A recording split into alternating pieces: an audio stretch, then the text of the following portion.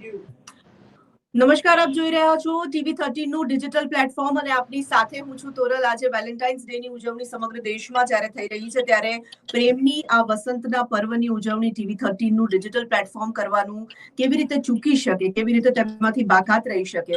અને આજે એટલા માટે જ હું પ્રેમની વસંતની ઉજવણી માટે, વેલેન્ટાઇન્સ ડે ની ઉજવણી માટે એક એવા લેખક, એવા સર્જક સાથે તમારી મુલાકાત કરાવવાની છું જેઓ પ્રેમ વિશે ખૂબ સુંદર વાત લખે છે। તેમની જે અભિવ્યક્તિ છે, તેમની જે ભાષા છે, તે તમને પ્રેમમાં પડવા માટે મજબૂર કરી દેતી હોય છે। ડોક્ટર નિમિત ઓઝા, આપનું ખૂબ ખૂબ સ્વાગત છે અમારા આ ડિજિટલ પ્લેટફોર્મ પર। આજે થેન્ક યુ। વેલેન્ટાઇન્સ ડે ની ઉજવણી જ્યારે સમગ્ર દેશ કરી રહ્યો છે અને તમારાથી વધારે સારી વાત કરવા માટે મને નથી લાગતું કે આજના દિવસ માટે કોઈ વ્યક્તિ મળી શકે। આપ સર્જન પણ છો અને આપ સર્જક પણ છો। ભાષા અને માં સરસ્વતીની જે કૃપા તમારા પર છે, જે રીતે તમે અભિવ્યક્ત કરી શકો છો, યુથને તો સીધું કનેક્ટ કરી રહ્યા છો। જ્યારે સૌથી પહેલા તો મારે તમારી પાસેથી આજના દિવસ માટે તમે શું કહેવા માંગશો એ જાણવું છે।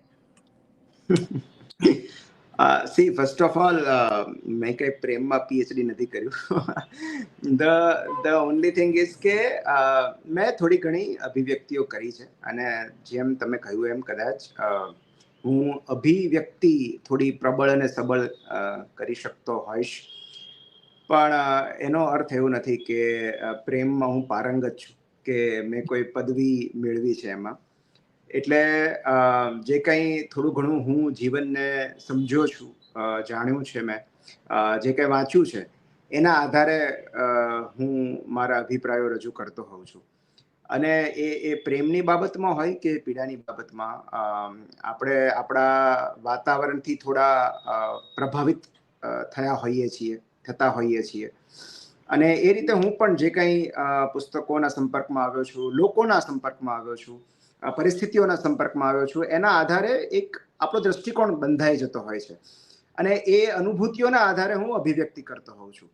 તો હું એવો દાવો બિલકુલ નહીં કરું કે આ કોઈ અધિકૃત માહિતી છે કે અધિકૃત કોઈ અભિવ્યક્તિ છે, પણ આ મારી અંગત અભિવ્યક્તિ છે, મારું અંગત મંતવ્ય છે। જે પણ કાંઈ હું પુસ્તકોમાં લખું છું કે મારા વિડીયોઝમાં કહું છું, એ બહુ જ અંગત અભિપ્રાયો હોય છે અને એની સાથે કોઈ સહમત ન થાય તો એવું બિલકુલ શક્ય છે કે મારી પાસે જીવનનું અંતિમ સત્ય છે એવો કોઈ હું દાવો નથી કરતો।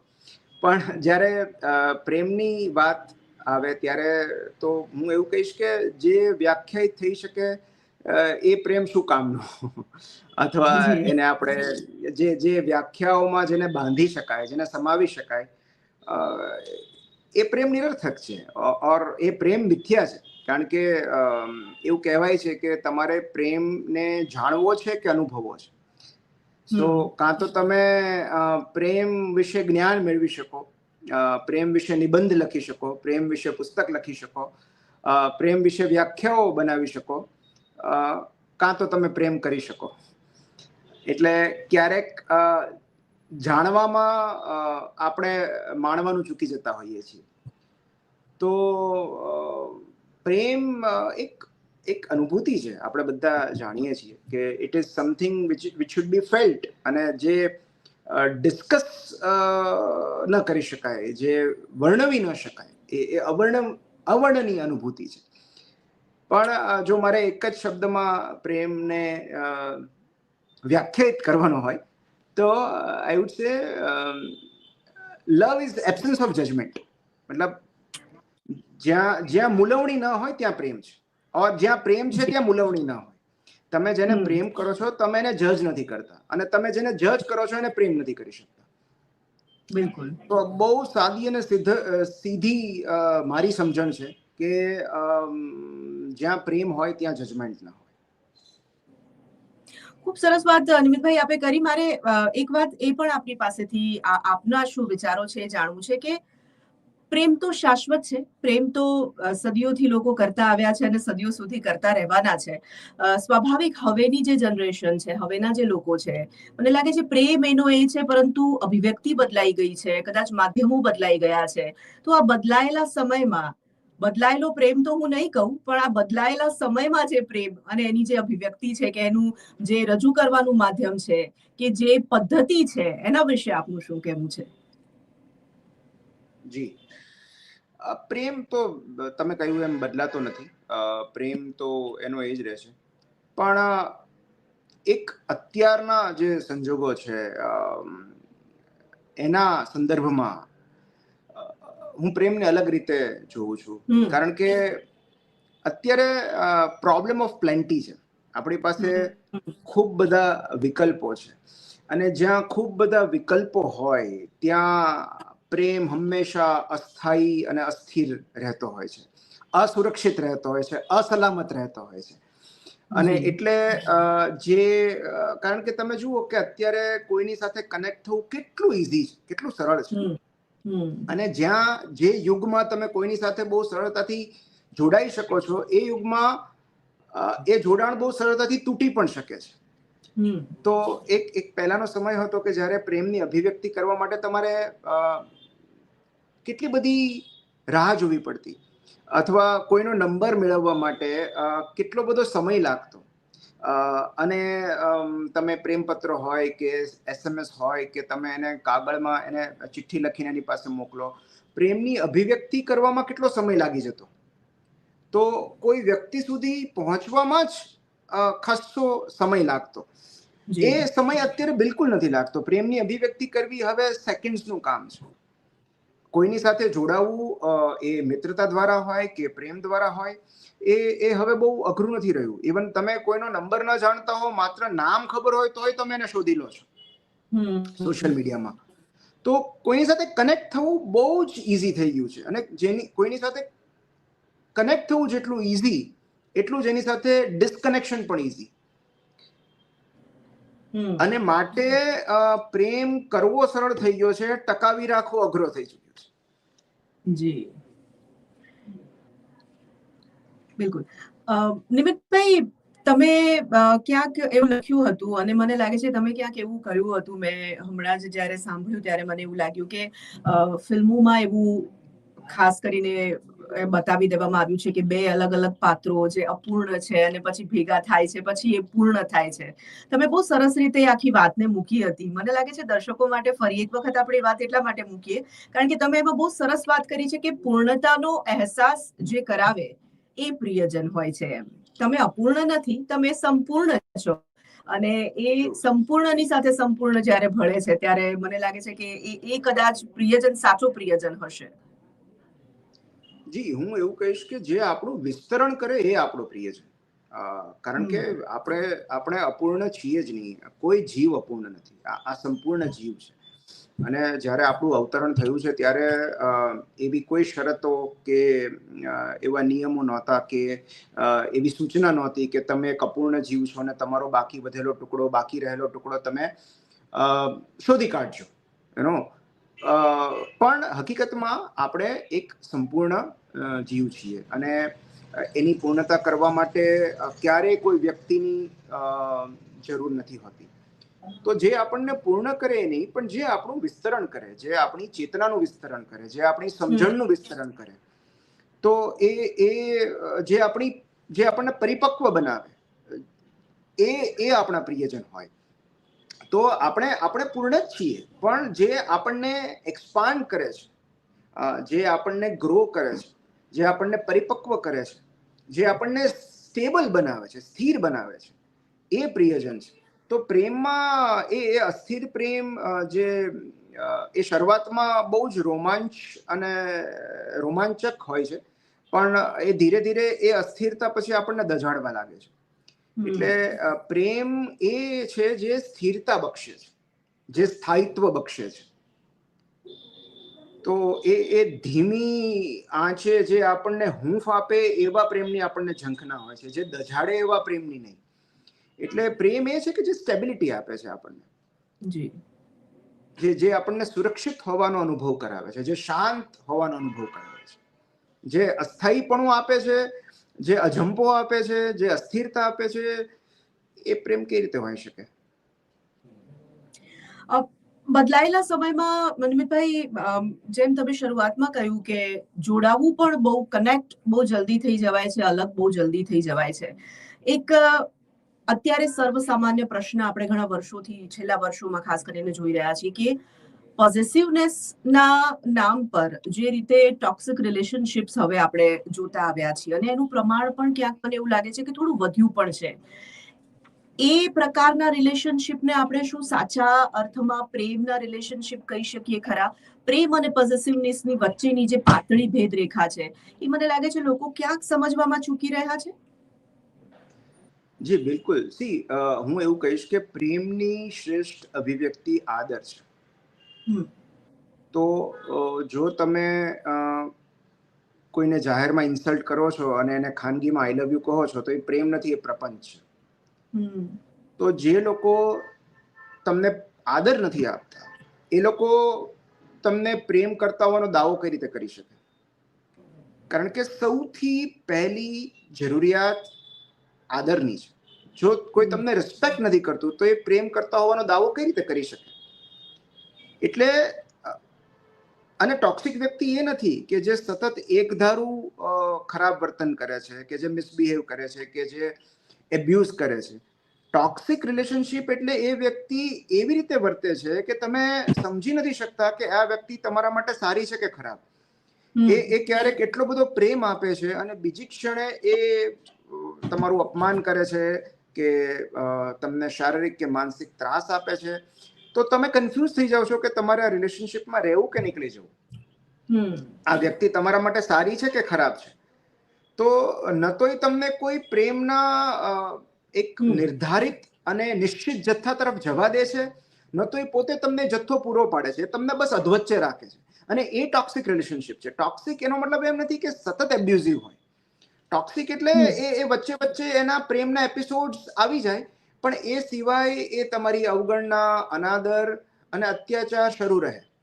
તો એ ટોક્સિક રિલેશનશિપ છે. અને એમાં આપણે નીકળી નથી શકતા, કારણ કે આપણને એક સતત આશા હોય છે કે પ્રેમનો જથ્થો, પ્રેમનો એપિસોડ ફરી પાછો આવશે. સો એ ટોક્સિક રિલેશનશિપ છે કે જી તમે તમારી રેસ્ક્યુ બુકમાં એક સરસ વાત લખી છે કે જે માણસ જગત અને જીવનના પ્રેમમાં નથી, એ કોઈ વ્યક્તિના પ્રેમમાં ન હોઈ શકે. કઈ રીતે કોઈ વ્યક્તિના પ્રેમમાં હોઈ શકે? આ ખૂબ સરસ વાત છે, અને મને લાગે છે કે સાંપ્રતમાં આ તમામ લોકોએ સમજવાની અને પોતાના જીવનમાં ઉતારવાની ખૂબ જરૂર હોય તેવું મને લાગે છે. આ વિષય પર તમે થોડીક વધુ વાત કરો. એટલે હું બહુ સિમ્પલ, મારા માપદંડ બહુ સરળ છે કે કોઈ વ્યક્તિ તમને તમારી જાત અને એકાંતના પ્રેમમાં પડવામાં મદદ કરે છે કે અવરોધરૂપ બને છે? જે વ્યક્તિ તમને તમારી જાત અને એકાંતના પ્રેમમાં પાડવામાં મદદરૂપ થાય છે, એ તમારું ભલું ઈચ્છે છે. કારણ કે એના મનમાં કોઈ જ સ્વાર્થ નથી. એ તમને આઝાદી આપવા માંગે છે, સ્વતંત્રતા આપવા માંગે છે. And solitude is independence. મતલબ સૌથી મોટી આઝાદી એકાંત છે. તમને ગમતી પ્રવૃત્તિ તમે કરી શકો, તમે સ્વસ્થ રીતે એકલા જીવી શકો. તો એ સ્વાવલંબીપણું છે. અને જે વ્યક્તિ તમને સ્વાવલંબી બનાવે છે, એ તમને પ્રેમ કરતા હોવાનો દાવો કરી શકે. પણ જે એવું ઈચ્છે છે કે તમે સતત એના પર ડિપેન્ડન્ટ રહો, નિર્ભર રહો, તો એ તો પરાવલંબીપણું છે. મતલબ હું સતત એવી આશા રાખું, અથવા હું સતત એવું ઈચ્છું કે એ વ્યક્તિ મારા પર ડિપેન્ડન્ટ રહે, એને સતત મારી જરૂર પડે, તો એ પ્રેમ કઈ રીતે હોઈ શકે? પ્રેમ તો તમને સભર અને સદ્ધર બનાવે ને. પ્રેમ તમને ડિપેન્ડન્ટ કઈ રીતે બનાવી શકે?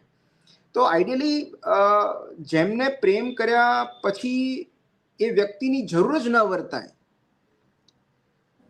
એ પ્રેમનું શ્રેષ્ઠ ધોરણ છે.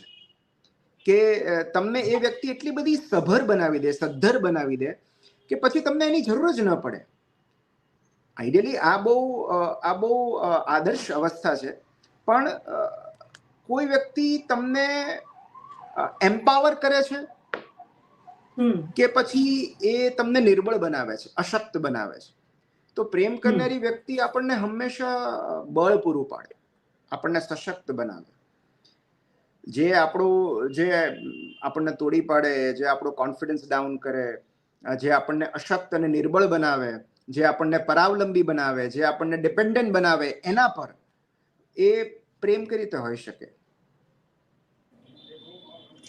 નિમિતભાઈ, કોઈ પણ રિલેશનશિપની જ્યારે આપણે વાત કરતા હોઈએ ત્યારે તમામ લોકો એવું કહેતા હોય છે કે આ રિલેશનશિપ જે છે એકદમ પરફેક્ટ છે, આ જે કપલ છે એકદમ પરફેક્ટ રિલેશનશિપનું એકદમ આદર્શ ઉદાહરણ છે. પણ રિલેશનશિપ પરફેક્ટ ખરેખર સાચા અર્થમાં હોય છે ખરું, કે પછી એકબીજાની જે ઇમ્પરફેક્શન જે વાતો હોય છે, જે પરસ્પર સ્વીકારી લેવાની ઘટના, તમે પણ એવું લખ્યું છે કે સામેવાળી વ્યક્તિના પરસ્પર સ્વીકારી લેવા પરફેક્ટ રિલેશનશિપ છે? પરફેક્ટ રિલેશનશિપ કે પરફેક્ટ મેરેજ જેવું કશું જ હોતું નથી. એ બંને અપૂર્ણ વ્યક્તિઓ એકબીજાની નજીક આવે છે અને બંને પરસ્પર એકબીજાની અપૂર્ણતાઓને સ્વીકારે છે અને સમજે છે. અને એટલે જ કોઈ વ્યક્તિને એક સાંજ માટે ચાહવી બહુ જ સરળ અને રોમેન્ટિક છે, પણ દરરોજ સાંજે એ જ વ્યક્તિ પાસે પાછા ફરવું એ પ્રેમ છે.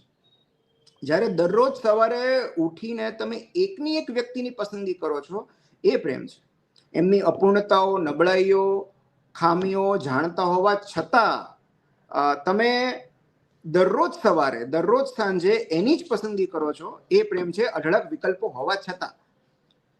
So love is constantly choosing that one person again and again. અને એવું છે કે કોઈની અગલી સાઈડ સાથે એડજસ્ટ થઈ જવું એ પ્રેમ છે. મતલબ કે તમને ખબર છે કે એ વ્યક્તિમાં આ અપૂર્ણતાઓ છે, એની આ નબળાઈઓ છે, પણ તમે એનો પણ સ્વીકાર કરો છો, કારણ કે તમે કોઈ વ્યક્તિની માત્ર સારી બાજુઓને ચાહી નથી શકતા. તમારે એ વ્યક્તિને સંપૂર્ણ ચાહવી પડે છે, એમની નબળાઈઓને પણ સ્વીકારવી પડે છે, એમની અપૂર્ણતાઓ પણ સ્વીકારવી પડે છે. તો એના સ્વીકાર સાથે જ્યારે એક વ્યક્તિની અપૂર્ણતાને તમે પ્રેમ કરો છો, એને પ્રેમ ન કરો તો કાંઈ નહીં, તમે એને સ્વીકારો છો, એ પરફેક્ટ રિલેશનશિપ છે. મતલબ કે તમે બંને જ્યારે કારણ કે એમાં વ્યક્તિ પરફેક્ટ નથી હોતી, અન્ડરસ્ટેન્ડિંગ પરફેક્ટ હોય છે. જ્યારે આપણે એમ કહીએ છીએ કે પરફેક્ટ રિલેશનશિપ છે, દેટ મીન્સ કે એ સંબંધમાં અન્ડરસ્ટેન્ડિંગ પરફેક્ટ છે, કારણ કે એ સમજણ જ પરફેક્ટ હોઈ શકે. વ્યક્તિ તો પરફેક્ટ કઈ રીતે હોઈ શકે? તો એ અન્ડરસ્ટેન્ડિંગ પરફેક્ટ હોવી જરૂરી છે. જી. પહેલાના સમયની ફરી એક વખત હું વાત કરું તો નમિતભાઈ, એવું થતું પ્રેમ કરતા બે વ્યક્તિઓ સદનસીબે લગ્ન થઈ જતા, અને લગ્ન થયા પછી વૃદ્ધ થાય ત્યાં સુધી એ પ્રેમ એમનો એમ બરકરાર રહેતો. એની અભિવ્યક્તિ ફરી એક વખત એ જ વાત છે કે બદલાઈ જતી, પરંતુ એવું થઈ શકતું હતું. હવેના સમયમાં આપણે એવું તો નહીં કહીએ કે તમામ રિલેશનશિપ આગળ નથી ચાલતા. ઘણા બધા રિલેશનશિપ ચાલે પણ છે, પણ ઘણા બધા રિલેશનશિપ, ઘણા બધા સંબંધો એવા છે કે જો થોડા સમય પછી તમને અસંતોષ થાય છે કે કંઈક પ્રશ્ન થાય છે અને તમે પછી એકબીજા અલગ રસ્તા પસંદ કરી લેતા હો છો. આ બદલાવને આપણે કેવી રીતે જોઈ શકીએ આજના દિવસના પરિપ્રેક્ષ્યમાં? એનું સૌથી મુખ્ય કારણ હું તમને કહું કે એક બહુ સરસ બુક છે, the comfort crisis. Comfort crisis એટલે વધારે પડતા આરામદાયક જીવનની આપણા મન પર થતી અસરો. એટલે એનાથી આપણા માનસિક સ્વાસ્થ્ય પર જે ઈજા થાય છે વધુ પડતા આરામદાયક જીવનથી, એના પર આખું પુસ્તક છે, ધ કમ્ફર્ટ ક્રાઇસિસ. અને એમાં એક બહુ સુંદર વાત લખેલી છે કે જ્યારે આપણા સંઘર્ષો ઓછા થઈ જાય છે, જ્યારે આપણું જીવન વધુ આરામદાયક બની જાય છે, ત્યારે એવું નથી થતું કે આપણે સંપૂર્ણ સંઘર્ષ મુક્ત જીવન જીવી શકીએ છીએ, પણ ત્યારે આપણે નાની નાની વાતો આપણને વધુ સંઘર્ષમય લાગવા લાગે છે. તો આપણું જે થ્રેશોલ્ડ છે એ ઘટી જાય છે. અને that is the main reason કે આપણા દરેકનું કોઈ પણ સંબંધમાં આપણું થ્રેશોલ્ડ ઘટી ગયું છે. કશુંક ચલાવી લેવાનું કે કશુંક સહન કરવાનું કે કશુંક એડજસ્ટ કરવાનું, એ થ્રેશોલ્ડ ઘટી ગયું છે. અને એના કારણે આપણે, તમે જુઓ અત્યારે જે મોટાભાગના ડિવોર્સ જે છે, એટલી બધી નાની અને નજીવી બાબતોમાં થતા હોય છે. જે આજથી 10, 15, 20 વર્ષ પહેલા કદાચ એ બાબતો બહુ સહજતાથી સ્વીકારી લેવામાં આવતી અને સમાધાન કરી લેવામાં આવતું. તો કારણ કે ત્યારે બીજા સંઘર્ષો હતા. ત્યારે અન્ય સ્ટ્રગલ્સ હતા.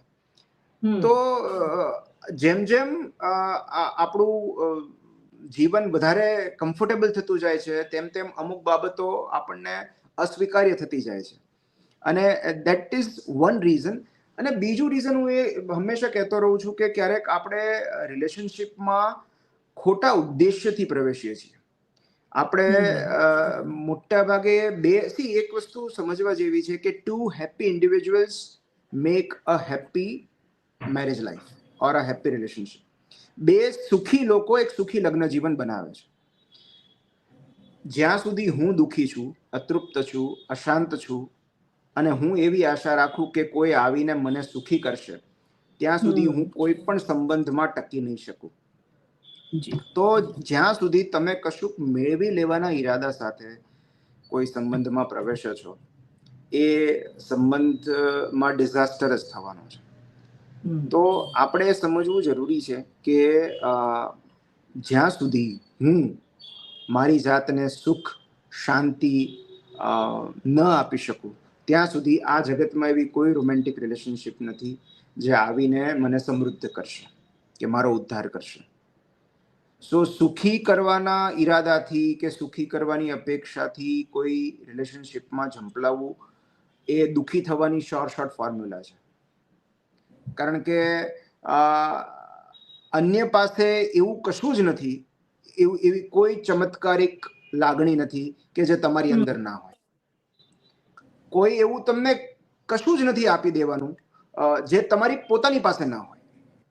સો જ્યારે પણ આપણે કશુંક મેળવવાના, એ સુખ હોય, શાંતિ હોય, સમૃદ્ધિ હોય, જ્યારે પણ કશુંક મેળવી લેવાના ઈરાદાથી આપણે રિલેશનશિપમાં પ્રવેશીએ છીએ, ત્યારે હંમેશા આપણને એક અસંતોષ રહેશે. માટે હું હંમેશા કહેતો રહું છું કે રિલેશનશિપમાં ત્યારે જ પ્રવેશો જ્યારે તમારે કશુંક આપવું હોય. When you want to share something, તમારે તમારી વાતો શેર કરવી હોય, તમારું જીવન શેર કરવું હોય, when you are sufficient. So ideally એક પુસ્તકમાં મેં બહુ સરસ વાંચ્યું હતું કે લગ્ન ત્યારે જ કરવા જ્યારે લગ્ન કરવાથી કે ન કરવાથી તમારા જીવનમાં કશો જ ફેર ના પડવાનો હોય. રાઈટ. તો જ્યારે સામેવાળી વ્યક્તિને તમે કશુંક આપવા માંગો છો, કારણ કે તમારી અંદર એક્સેસ છે, તમારી પાસે ખૂબ બધી વાતો છે, તમારી પાસે ખૂબ બધું આનંદ છે, ખૂબ બધું જોય છે, ખૂબ બધું સુખ છે, એ તમારે શેર કરવું છે, ત્યારે તમે સામેવાળી વ્યક્તિને ઇન્વાઇટ કરો કે will you B my Valentine, because મારે તારી સાથે આટલી વસ્તુ શેર કરવી છે, મારે તને આપવું છે. મારી પાસે સમય છે, મારી પાસે વાતો છે, મારી પાસે અનુભૂતિ છે, અને એ હું તારી સાથે શેર કરવા માંગુ છું. Not because I want to take away something from you. તો જ્યાં સુધી હું એક અજંપા ભરી સ્થિતિમાં હોઈશ, ત્યાં સુધી કોઈ પણ સંબંધમાં હું સ્થાયી નહીં રહી શકું. અને મોટાભાગનું, મેં તમને પહેલા બી કહ્યું, મોટાભાગની આ ભંગાણ છે એનું કારણ અસ્થિરતા છે. એક અસ્થિર માણસ સાથે જ્યારે હું એક સંબંધમાં પ્રવેશું છું, ત્યારે એ સંબંધમાં હું કઈ રીતે સ્થિર રહી શકું? અને મોટા ભાગે તો એવું થતું હોય છે કે બંને જણા અસ્થિર હોય છે. સંબંધમાં પ્રવેશેલા બંને જણા અસ્થિર હોય છે. કારણ કે કોઈ પણ રિલેશનશિપમાં પ્રવેશ્યા પછી એવું નથી કે તમે નિર્ણય સાચો છે કે ખોટો છે, એ નિર્ણય લેવાઈ ગયા પછી તમે નિર્ણયને કઈ રીતે આગળ વધારો છો એ પણ મહત્વનું છે. તમે એ સંબંધમાં કેટલા એડજસ્ટમેન્ટ કરવા તૈયાર છો, કેટલો ભોગ આપવા તૈયાર છો, તો એ પણ મહત્વનું છે. એટલે બેમાંથી એક જણમાં પણ જો એટલી સમજણ હોય તો એ કોમ્યુનિકેશન શરૂ રહે, એ વાર્તાલાપ શરૂ રહે. અને એ કોમ્યુનિકેશન બહુ જરૂરી છે કે તને મારી કઈ બાબતો નથી ગમતી, અથવા મને તારી કઈ વાતો નથી ગમતી, આપણે ક્યાં ઇમ્પ્રૂવ કરી શકીએ, આપણે ક્યાં એકબીજાને સપોર્ટ કરી શકીએ. આ કોમ્યુનિકેશન થતું રહે ને તો પણ ઘણા બધા લગ્ન જીવન કે રિલેશનશિપ તૂટતા અટકી જાય. પણ because we do not communicate enough, આ જે એકબીજાને મનની વાત કહેવાની જે કળા છે અથવા જે જરૂરિયાત છે, એ જ સંતોષાતી નથી. મને તમારી કોઈ વસ્તુ નથી ગમતી તો એ હું તમને શાંતિથી રજૂ કરી શકું છું કે નહીં, અને તમે કેટલી શાંતિથી એને સ્વીકારી શકો છો, એ બાબત પર ઘણો બધો આધાર રહેલો છે. તો જ્યાં સુધી એ અસ્થિરતા અને અજંપાની સ્થિતિ છે, ત્યાં સુધી રિલેશનશિપ ક્યારેય સ્થાયી ન રહી શકે. અને એટલે એ બે વ્યક્તિઓ કેટલી તૃપ્ત છે, કેટલી સ્થિર છે, કેટલી સ્ટેબલ છે, ઇમોશનલી સ્ટેબલ છે, ફાઇનાન્શિયલી સ્ટેબલ છે, સોશિયલી સ્ટેબલ છે, એના પર એ નક્કી થાય છે કે રિલેશનશિપ સ્ટેબલ રહેશે કે નહીં. નિમિતભાઈ, આજે વેલેન્ટાઇન્સ ડે છે અને સ્વાભાવિક જે યુથ છે એ લોકો એવું માને છે કે આજે અભિવ્યક્તિનો દિવસ છે, તમે રોઝ આપો છો, તમે આઈ લવ યુ કહો છો, તમે હું તને પસંદ કરું છું એવું કહો છો. પણ ફરી હું તમારી જ વાતનું એટલા માટે ઉદાહરણ આપું છું કારણ કે મને ખૂબ ગમે છે તમારી વાતો જ્યારે લખાય છે, જ્યારે બોલાય છે ત્યારે. અને તમે એવું લખ્યું હતું કે તમે જ્યારે કોઈકને એવું પૂછો છો કે તમે જમ્યા કે નહીં, તમારો મૂડ ઓકે છે કે નહીં, તે દવા લીધી કે નહીં, એ મને લાગે છે કે આઈ લવ યુ નો પર્યાય છે અને એ કદાચ આજની જનરેશનને સમજવાની અને શીખવાની જરૂર પણ છે. બિલકુલ બિલકુલ. અમારા સાહેબ એવું કહેતા કે પ્રેમ વિગતોમાં રહેલો છે. પ્રેમ વિગતોમાં રહેલો છે મતલબ કે તમને કોઈ વ્યક્તિની નાની નાની બાબતો ખબર હોય, તમે એને બારીકાઈથી એનું અવલોકન કરતા હો, એને શું ગમે છે, શું ભાવે છે, એને કયું સ્થળ પસંદ છે, એને કઈ ડિશ પસંદ છે, એના ગમા અણગમા જ્યારે તમે એને નજીકથી ઓળખતા હોય ને તો એ પ્રેમ છે. So love is all about paying attention. તમે એની નાની નાની બાબતો ઉપર તમને ધ્યાન છે, તમારી નજર છે, તમારું અવલોકન છે. તો પ્રેમ વિગતોમાં રહેલો છે. અને આ હું જેટલી વાર વિચારું મને આ વાક્ય વધુ ને વધુ સાર્થક લાગતું જાય છે કે ખરેખર પ્રેમ વિગતોમાં રહેલો છે. કે મારી નાની નાની બાબતોની જાણ કોને છે, કોને ખબર છે કે મને કયા સમયે શું કરવું ગમશે કે શું કરવું નહીં ગમે, અને એની જાણ જેને હોય છે, એની કદર જેને હોય છે, એ પ્રેમ છે. અને બીજું કે આજના યુગમાં તો પ્રેમ કોઈ વ્યક્તિ કરે છે કે નથી કરતી એ જાણવું બહુ જ સરળ છે કે કોણ તમને અનડિવાઇડેડ એટેન્શન આપે છે. This is very simple.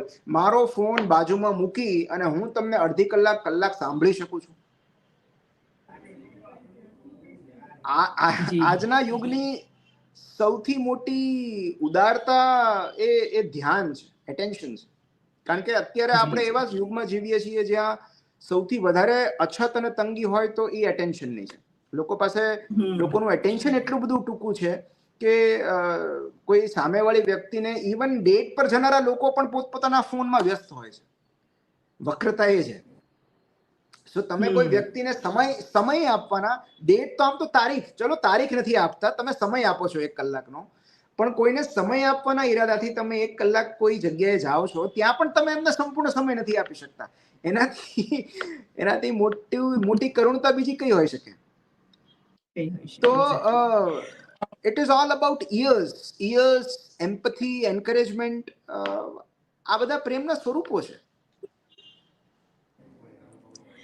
નિમિતભાઈ, પ્રેમમાં વ્યક્તિ હોય, ગળા ડૂબ પ્રેમમાં હોય, તો એને મને લાગે છે ત્યાં સુધી કોઈ એક દિવસ પર આધીન નથી રહેવું પડતું, આધારિત નથી રહેવું પડતું. આ વેલેન્ટાઇન્સ ડે એમના માટે રોજે રોજ વેલેન્ટાઇન્સ ડે હોય છે. ડોક્ટર નિમિત ઓઝા, જેઓ ખૂબ સરસ સર્જક અને સર્જન બંને છે, ખૂબ જ વ્યસ્ત રહે છે, એટલું બધું સરસ પ્રેમ વિશે લખે છે. તમારો વેલેન્ટાઇન્સ ડે આજે કેવો રહેવાનો છે? અરે, મેં તમને કાલે પણ કહ્યું હતું કે મારા વેલેન્ટાઇન ડે નો મારો પ્લાન એ છે કે મારી દીકરીને આવતીકાલે ગુજરાતીનો પેપર છે અને હું એને ગુજરાતી કરાવું છું. ગુજરાતી ભણાવવાનું મારા ભાગે આવ્યું છે. એ જવાબદારી મેં સ્વીકારી છે. કારણ કે એ જયારે બહુ સેકન્ડ સ્ટાન્ડર્ડમાં હતી ત્યારે એકવાર એને મને મજાકમાં કહેલું કે વિષયની ચર્ચા થતી હતી 2જા કે 3જા ધોરણમાં, કે પ્રિય વિષય કયો અને અપ્રિય વિષય કયો. ત્યારે મને કીધું કે મને સૌથી વધારે અપ્રિય હોય તો ગુજરાતી છે, મને ગુજરાતી નથી ગમતું. ત્યારે મેં એ નિશ્ચય કર્યો હતો કે મારી દીકરીને માતૃભાષા ન ગમે એ તો મારી નિષ્ફળતા છે. તો અને આપણને એવા જ વિષયો નથી ગમતા હોતા જેના શિક્ષક આપણને નથી ગમતા હોતા. મતલબ જે વિષયના શિક્ષક ગમે છે, વિષય પણ ગમે છે. અને ત્યારે મેં નક્કી કર્યું કે બેટા તો હવેથી તને ગુજરાતી હું ભણાવીશ. એટલે ત્યારથી લઈને આજે 7મા ધોરણમાં છે. અમે એક મ્યુચ્યુઅલ અન્ડરસ્ટેન્ડિંગ છે, એને ગણિત અને ગુજરાતી હું કરાવું છું. તો ગુજરાતી એને પાઠ કરાવવા એ મારું વેલેન્ટાઇનનું પ્લાન છે. મારા જીવનમાં 3 એવી સ્ત્રીઓ છે કે જેને હું ખૂબ પ્રેમ કરું છું અને મારો વેલેન્ટાઇન એ 3માં જ ઉજવાઈ જતો હોય છે થ્રુ આઉટ ધ યર. મારે મમ્મી, મારી પત્ની અને મારી દીકરી. તો આ 3 સ્ત્રી ધનથી હું સમૃદ્ધ છું અને વાહ, અને મને એવું લાગે છે કે ત્રણમાં જ હું ક્યાંક મારા વેલેન્ટાઇનને પામી જાઉં છું. બિલકુલ બિલકુલ. પ્રેમ વિશે જ્યારે વાત કરવી હોય, એમાં પણ તમારી સાથે વાત કરવી હોય, અને હું પર્સનલી એવું આજે કહેવાની તક લઉં છું કે મારા તો ફેવરેટ સર્જકમાં તમારું નામ શુમાર છે, અને હંમેશા હું તમને વાંચતી હોઉં છું, તમને ઇન્સ્ટા પર બી ફોલો કરું છું, એટલા માટે હું સતત એ બધું મારી જાતને બૂસ્ટ કરવા માટે બી મને ઘણી વખત તમારી બોલેલી અને લખેલી વાતો ખૂબ મદદ કરતી હોય છે. એટલે હંમેશા આવા મિત્ર, મદદગાર અને માર્ગદર્શક ન માત્ર મારા પરંતુ તમામ લોકોના બન્યા રહેજો. અને ઘણી બધી પુસ્તકો, ઘણા બધા પુસ્તકો તમે જે લખ્યા છે, અને હજી પણ મને લાગે છે તમારું લાસ્ટ જે સટોરી આવ્યું ખૂબ લોકોએ પસંદ કર્યું છે. અને મને સટોરી વાંચ્યા પછી બીજા જ દિવસે આવેલી મારો જે વિચાર હતો કે નિમિતભાઈનું નવું પુસ્તક હવે ક્યારે આવશે કે જે હું જલ્દી વાંચી લઉં. એટલે સતત લખતા રહેજો, કારણ કે અમારા લોકો માટે ખૂબ જરૂરી છે. તો આજના દિવસની શુભકામનાઓ, અને આજે તમે અમારી સાથે જોડાયા, આટલો સમય તમે અમારી સાથે પસાર કર્યો, એના માટે આપનો ખૂબ ખૂબ ધન્યવાદ. Thank you so much નિમિતભાઈ.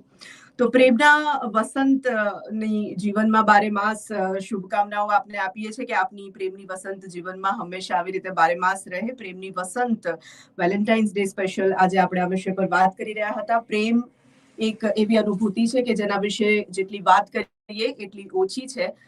પણ પ્રેમ એ કહેવાની વાત નથી, લખવાની વાત નથી, એ તો માત્ર અનુભવવાની વાત છે. તો આજના દિવસની ફરી એક વખત શુભકામનાઓ સાથે મને એટલે કે તોરલને રજા આપશો. નમસ્કાર.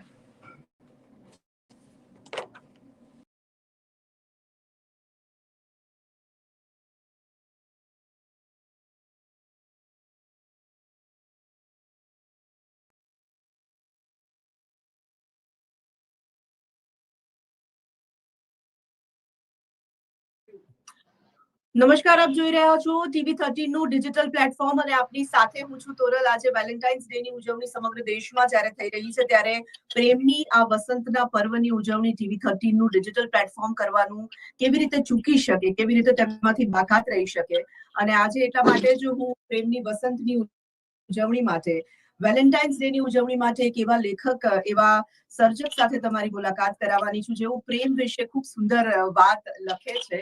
તેમની જે અભિવ્યક્તિ છે, તેમની જે ભાષા છે, તે તમને પ્રેમમાં પડવા માટે મજબૂર કરી દેતી હોય છે. ડોક્ટર નિમિત ઓઝા, આપનું ખૂબ ખૂબ સ્વાગત છે અમારા આ ડિજિટલ પ્લેટફોર્મ પર.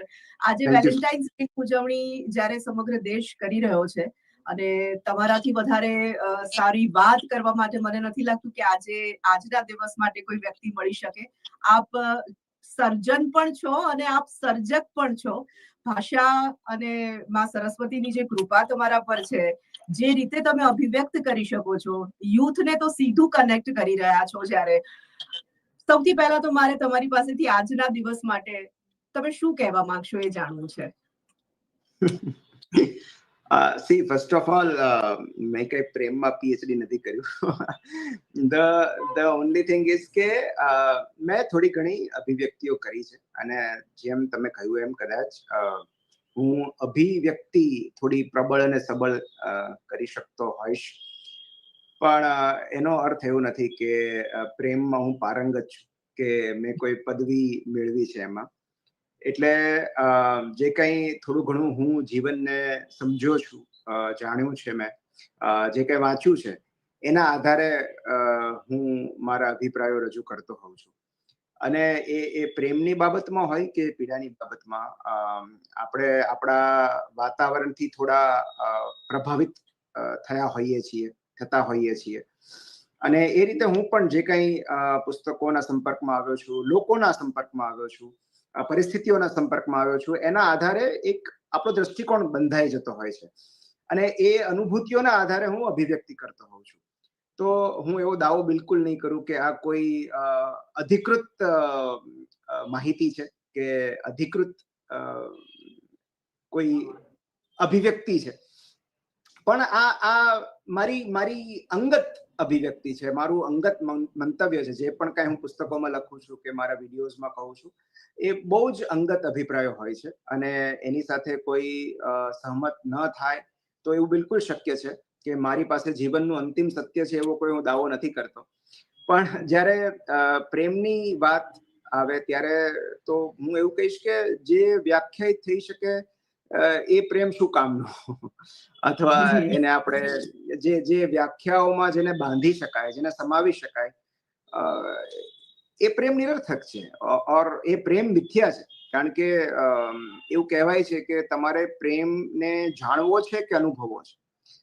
તો કાં તો તમે પ્રેમ વિશે જ્ઞાન મેળવી શકો, પ્રેમ વિશે નિબંધ લખી શકો, પ્રેમ વિશે પુસ્તક લખી શકો, પ્રેમ વિશે વ્યાખ્યાઓ બનાવી શકો, કાં તો તમે પ્રેમ કરી શકો.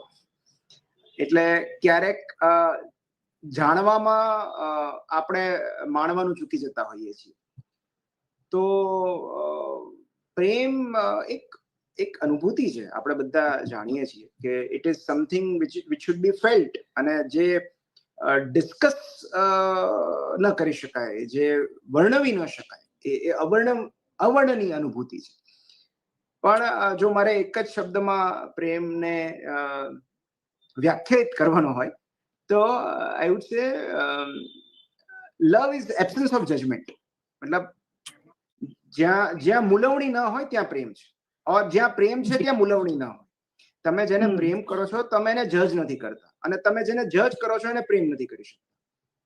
બિલકુલ. તો બહુ સાદી અને સીધી મારી સમજણ છે કે જ્યાં પ્રેમ હોય ત્યાં જજમેન્ટ ના હોય. ખૂબ સરસ વાત નિમિતભાઈ આપે કરી. મારે એક વાત એ પણ આપની પાસેથી આપના શું વિચારો છે એ જાણવું છે કે પ્રેમ તો શાશ્વત છે, પ્રેમ તો સદીઓથી લોકો કરતા આવ્યા છે અને સદીઓ સુધી કરતા રહેવાના છે. સ્વાભાવિક હવેની જે જનરેશન છે, હવેના જે લોકો છે, મને લાગે છે પ્રેમ એનો એ છે, પરંતુ અભિવ્યક્તિ બદલાઈ ગઈ છે, કદાચ માધ્યમો બદલાઈ ગયા છે. તો આ બદલાયેલા સમયમાં બદલાયેલો પ્રેમ તો હું નહીં કહું, પણ આ બદલાયેલા સમયમાં જે પ્રેમ અને એની જે અભિવ્યક્તિ છે કે એનું જે રજૂ કરવાનું માધ્યમ છે કે જે પદ્ધતિ છે, એના વિશે આપનું શું કહેવું છે? જી, પ્રેમ તો તમે કહ્યું એમ બદલાતો નથી. પ્રેમ તો એનો એ જ રહેશે. પણ એક અત્યારના જે સંજોગો છે એના સંદર્ભમાં હું પ્રેમને અલગ રીતે જોઉં છું. કારણ કે અત્યારે પ્રોબ્લેમ ઓફ પ્લેન્ટી છે. આપણી પાસે ખૂબ બધા વિકલ્પો છે, અને જ્યાં ખૂબ બધા વિકલ્પો હોય ત્યાં પ્રેમ હંમેશા અસ્થાયી અને અસ્થિર રહેતો હોય છે, અસુરક્ષિત રહેતો હોય છે, અસલામત રહેતો હોય છે. અને એટલે કારણ કે તમે જુઓ કે અત્યારે કોઈની સાથે કનેક્ટ થવું કેટલું ઈઝી છે, કેટલું સરળ છે. અને જ્યાં જે યુગમાં તમે કોઈની સાથે બહુ સરળતાથી જોડાઈ શકો છો, એ યુગમાં એ જોડાણ બહુ સરળતાથી તૂટી પણ શકે છે. તો એક પહેલાનો સમય હતો કે જ્યારે પ્રેમની અભિવ્યક્તિ કરવા માટે તમારે કેટલી બધી રાહ જોવી પડતી, અથવા કોઈનો નંબર મેળવવા માટે કેટલો બધો સમય લાગતો. અને તમે પ્રેમપત્ર હોય કે SMS હોય કે તમે એને કાગળમાં એને ચિઠ્ઠી લખીને એની પાસે મોકલો, પ્રેમની અભિવ્યક્તિ કરવામાં કેટલો સમય લાગી જતો. તો કોઈ વ્યક્તિ સુધી પહોંચવામાં જ ખાસો સમય લાગતો. એ સમય અત્યારે બિલકુલ નથી લાગતો. પ્રેમની અભિવ્યક્તિ કરવી હવે સેકન્ડ્સનું કામ છે. કોઈની સાથે જોડાવવું, એ મિત્રતા દ્વારા હોય કે પ્રેમ દ્વારા હોય, એ હવે બહુ અઘરું નથી રહ્યું. ઇવન તમે કોઈનો નંબર ન જાણતા હો, માત્ર નામ ખબર હોય તોય તમે એને શોધી લો છો સોશિયલ મીડિયામાં. તો કોઈની સાથે કનેક્ટ થવું બહુ જ ઈઝી થઈ ગયું છે, અને કોઈની સાથે કનેક્ટ થવું જેટલું ઈઝી એટલું જ એની સાથે ડિસ્કનેક્શન પણ ઈઝી. અને માટે પ્રેમ કરવો સરળ થઈ ગયો છે, ટકાવી રાખવો અઘરો થઈ ગયો છે. જી બિલકુલ. નિમિતભાઈ, તમે ક્યાંક એવું લખ્યું હતું અને મને લાગે છે તમે ક્યાંક એવું કહ્યું હતું, મેં હમણાં જ જ્યારે સાંભળ્યું ત્યારે મને એવું લાગ્યું કે ફિલ્મોમાં એવું ખાસ કરીને બતાવી દેવામાં આવ્યું છે કે બે અલગ અલગ પાત્રો જે અપૂર્ણ છે અને પછી ભેગા થાય છે, પછી એ પૂર્ણ થાય છે. તમે બહુ સરસ રીતે આખી વાતને મૂકી હતી. મને લાગે છે દર્શકો માટે ફરી એક વખત આપણે વાત એટલા માટે મૂકીએ કારણ કે તમે એમાં બહુ સરસ વાત કરી છે કે પૂર્ણતાનો અહેસાસ જે કરાવે એ પ્રિયજન હોય છે. એમ તમે અપૂર્ણ નથી, તમે સંપૂર્ણ છો, અને એ સંપૂર્ણની સાથે સંપૂર્ણ જ્યારે ભળે છે ત્યારે મને લાગે છે કે એ કદાચ પ્રિયજન સાચો પ્રિયજન હશે. જી, હું એવું કહીશ કે જે આપણું વિસ્તરણ કરે એ આપણો પ્રિય છે. કારણ કે આપણે અપૂર્ણ છીએ જ નહીં, કોઈ જીવ અપૂર્ણ નથી, આ સંપૂર્ણ જીવ છે. અને જ્યારે આપણું અવતરણ થયું છે ત્યારે એવી કોઈ શરતો કે એવા નિયમો નહોતા કે એવી સૂચના નહોતી કે તમે એક અપૂર્ણ જીવ છો અને તમારો બાકી રહેલો ટુકડો તમે શોધી કાઢજો. પણ હકીકતમાં આપણે એક સંપૂર્ણ જીવ છીએ અને એની પૂર્ણતા કરવા માટે ક્યારેય કોઈ વ્યક્તિની જરૂર નથી હોતી.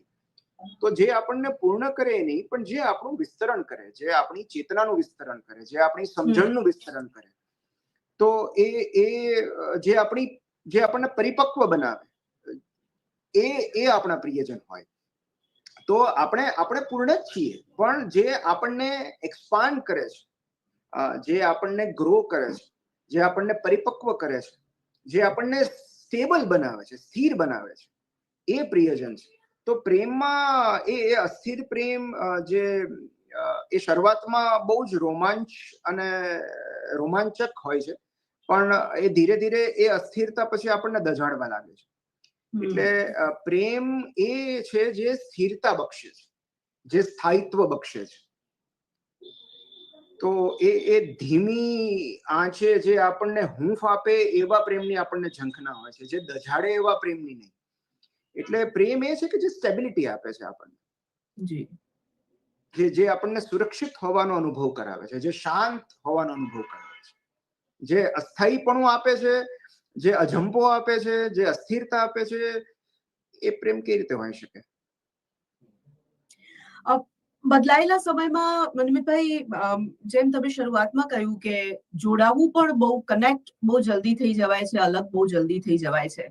એક અત્યારે સર્વસામાન્ય પ્રશ્ન આપણે ઘણા વર્ષોથી, છેલ્લા વર્ષોમાં ખાસ કરીને જોઈ રહ્યા છીએ કે પોઝેસિવનેસ ના નામ પર જે રીતે ટોક્સિક રિલેશનશિપ્સ હવે આપણે જોતા આવ્યા છીએ, અને એનું પ્રમાણ પણ ક્યાંક મને એવું લાગે છે કે થોડું વધ્યું પણ છે. એ પ્રકારના રિલેશનશિપને આપણે શું સાચા અર્થમાં પ્રેમના રિલેશનશિપ કહી શકીએ ખરા? પ્રેમ અને પોઝેસિવનેસની વચ્ચેની જે પાતળી ભેદરેખા છે, એ મને લાગે છે લોકો ક્યાંક સમજવામાં ચૂકી રહ્યા છે. જી બિલકુલ. હું એવું કહીશ કે પ્રેમની શ્રેષ્ઠ અભિવ્યક્તિ આદર છે.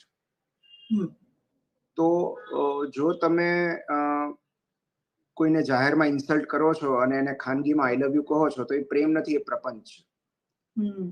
તો જે લોકો તમને આદર નથી આપતા, એ લોકો તમને પ્રેમ કરતા હોવાનો દાવો કઈ રીતે કરી શકે? કારણ કે સૌથી પહેલી જરૂરિયાત આદરની છે. જો કોઈ તમને રિસ્પેક્ટ નથી કરતું, તો એ પ્રેમ કરતા હોવાનો દાવો કઈ રીતે કરી શકે? એટલે અને ટોક્સિક વ્યક્તિ એ નથી કે જે સતત એકધારું ખરાબ વર્તન કરે છે, કે જે મિસબિહેવ કરે છે, કે જે એબ્યુઝ કરે છે. ટોક્સિક રિલેશનશિપ એટલે એ વ્યક્તિ એવી રીતે વર્તે છે કે તમે સમજી નથી શકતા કે આ વ્યક્તિ તમારા માટે સારી છે કે ખરાબ. એ ક્યારેક એટલો બધો પ્રેમ આપે છે અને બીજી ક્ષણે એ તમારું અપમાન કરે છે, કે તમને શારીરિક કે માનસિક ત્રાસ આપે છે. તો તમે કન્ફ્યુઝ થઈ જાવ છો કે તમારે આ રિલેશનશિપમાં રહેવું કે નીકળી જવું. આ વ્યક્તિ તમારા માટે સારી છે કે ખરાબ છે? તો ન તો તમને કોઈ પ્રેમના એક નિર્ધારિત અને નિશ્ચિત જથ્થા તરફ જવા દે છે, ન તો એ પોતે તમને જથ્થો પૂરો પાડે છે, તમને બસ અધવચ્ચે રાખે છે. અને એ ટોક્સિક રિલેશનશિપ છે. ટોક્સિક એનો મતલબ એમ નથી કે સતત એબ્યુઝિવ હોય. ટોક્સિક એટલે એ વચ્ચે વચ્ચે એના પ્રેમના એપિસોડ્સ આવી જાય, પણ એ સિવાય એ તમારી અવગણના, અનાદર અને અત્યાચાર શરૂ રહે. તો એ ટોક્સિક રિલેશનશિપ છે. અને એમાં આપણે નીકળી નથી શકતા, કારણ કે આપણને એક સતત આશા હોય છે કે પ્રેમનો જથ્થો, પ્રેમનો એપિસોડ ફરી પાછો આવશે. તો એ ટોક્સિક રિલેશનશિપ છે કે જી તમે તમારી રેસ્ક્યુ બુકમાં એક સરસ વાત લખી છે કે જે માણસ જગત અને જીવનના પ્રેમમાં નથી, એ કોઈ વ્યક્તિના પ્રેમમાં ન હોઈ શકે. કઈ રીતે કોઈ વ્યક્તિના પ્રેમમાં હોઈ શકે? આ ખૂબ સરસ વાત છે અને મને લાગે છે કે સાંપ્રતમાં આ તમામ લોકોએ સમજવાની અને પોતાના જીવનમાં ઉતારવાની ખૂબ જરૂર હોય તેવું મને લાગે છે. આ વિષય પર તમે થોડી વધુ વાત કરો. એટલે હું બહુ સિમ્પલ, મારા માપદંડ બહુ સરળ છે કે કોઈ વ્યક્તિ તમને તમારી જાત અને એકાંતના પ્રેમમાં પડવામાં મદદ કરે છે કે અવરોધરૂપ બને છે? જે વ્યક્તિ તમને તમારી જાતને એકાંતના પ્રેમમાં પાડવામાં મદદરૂપ થાય છે એ તમારું ભલું ઈચ્છે છે, કારણ કે એના મનમાં કોઈ જ સ્વાર્થ નથી. એ તમને આઝાદી આપવા માંગે છે, સ્વતંત્રતા આપવા માંગે છે. And solitude is independence. મતલબ સૌથી મોટી આઝાદી એકાંત છે. તમને ગમતી પ્રવૃત્તિ તમે કરી શકો, તમે સ્વસ્થ રીતે એકલા જીવી શકો, તો એ સ્વાવલંબીપણું છે. અને જે વ્યક્તિ તમને સ્વાવલંબી બનાવે છે એ તમને પ્રેમ કરતા હોવાનો દાવો કરી શકે, પણ જે એવું ઈચ્છે છે કે તમે સતત એના પર ડિપેન્ડન્ટ રહો, નિર્ભર રહો, તો એ તો પરાવલંબીપણું છે. મતલબ હું સતત એવી આશા રાખું અથવા હું સતત એવું ઈચ્છું કે એ વ્યક્તિ મારા પર ડિપેન્ડન્ટ રહે, એને સતત મારી જરૂર પડે, તો એ પ્રેમ કઈ રીતે હોઈ શકે? પ્રેમ તો તમને સભર અને સદ્ધર બનાવે ને. પ્રેમ તમને ડેવલપ ડિપેન્ડન્ટ કઈ રીતે બનાવી શકે?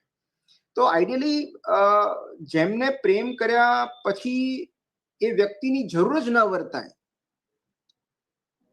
એ પ્રેમનું શ્રેષ્ઠ ધોરણ છે.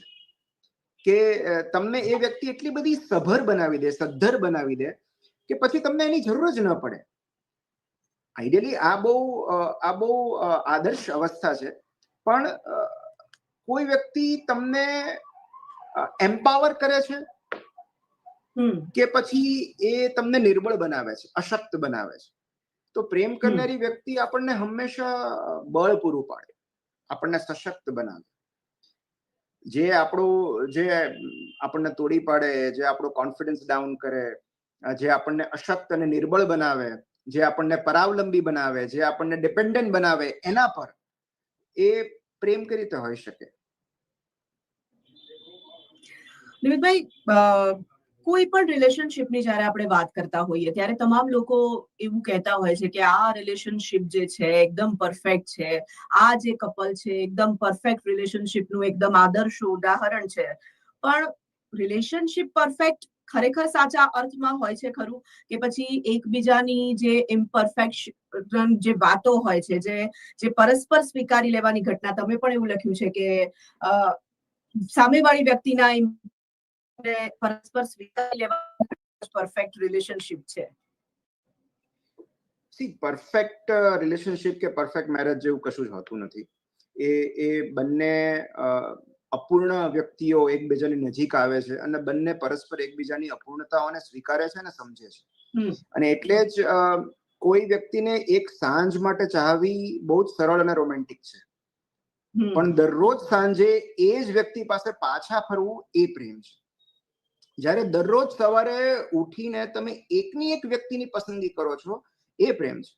એમની અપૂર્ણતાઓ, નબળાઈઓ, ખામીઓ જાણતા હોવા છતાં તમે દરરોજ સવારે, દરરોજ સાંજે એની જ પસંદગી કરો છો, એ પ્રેમ છે, અઢળક વિકલ્પો હોવા છતાં. So love is constantly choosing that one person again and again. અને એવું છે કે કોઈની અગલી સાઈડ સાથે એડજસ્ટ થઈ જવું એ પ્રેમ છે. મતલબ કે તમને ખબર છે કે એ વ્યક્તિમાં આ અપૂર્ણતાઓ છે, એની આ નબળાઈઓ છે, પણ તમે એનો પણ સ્વીકાર કરો છો, કારણ કે તમે કોઈ વ્યક્તિની માત્ર સારી બાજુઓને ચાહી નથી શકતા. તમારે એ વ્યક્તિને સંપૂર્ણ ચાહવી પડે છે. એમની નબળાઈઓને પણ સ્વીકારવી પડે છે, એમની અપૂર્ણતાઓ પણ સ્વીકારવી પડે છે.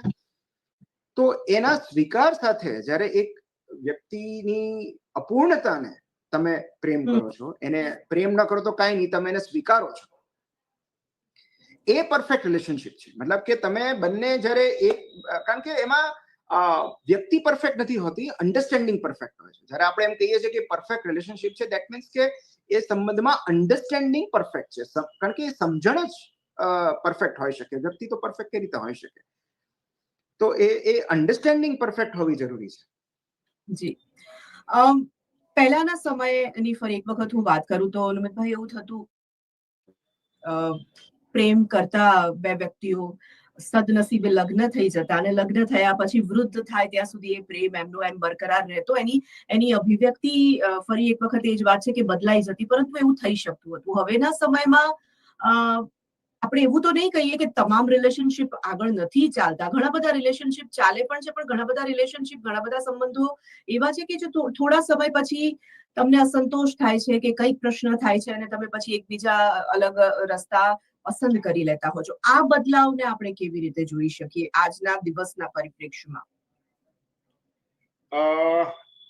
એનું સૌથી મુખ્ય કારણ હું તમને કહું કે એક બહુ સરસ બુક છે, the comfort crisis. The comfort crisis એટલે વધારે પડતા આરામદાયક જીવનની આપણા મન પર થતી અસરો. એટલે એનાથી આપણા માનસિક સ્વાસ્થ્ય પર જે ઈજા થાય છે વધુ પડતા આરામદાયક જીવનથી, એના પર આખું પુસ્તક છે, ધ કમ્ફર્ટ ક્રાઇસિસ. અને એમાં એક બહુ સુંદર વાત લખેલી છે કે જ્યારે આપણા સંઘર્ષો ઓછા થઈ જાય છે, જ્યારે આપણું જીવન વધુ આરામદાયક બની જાય છે, ત્યારે એવું નથી થતું કે આપણે સંપૂર્ણ સંઘર્ષ મુક્ત જીવન જીવી શકીએ છીએ, પણ ત્યારે આપણે નાની નાની વાતો આપણને વધુ સંઘર્ષમય લાગવા લાગે છે. તો આપણું જે થ્રેશોલ્ડ છે એ ઘટી જાય છે.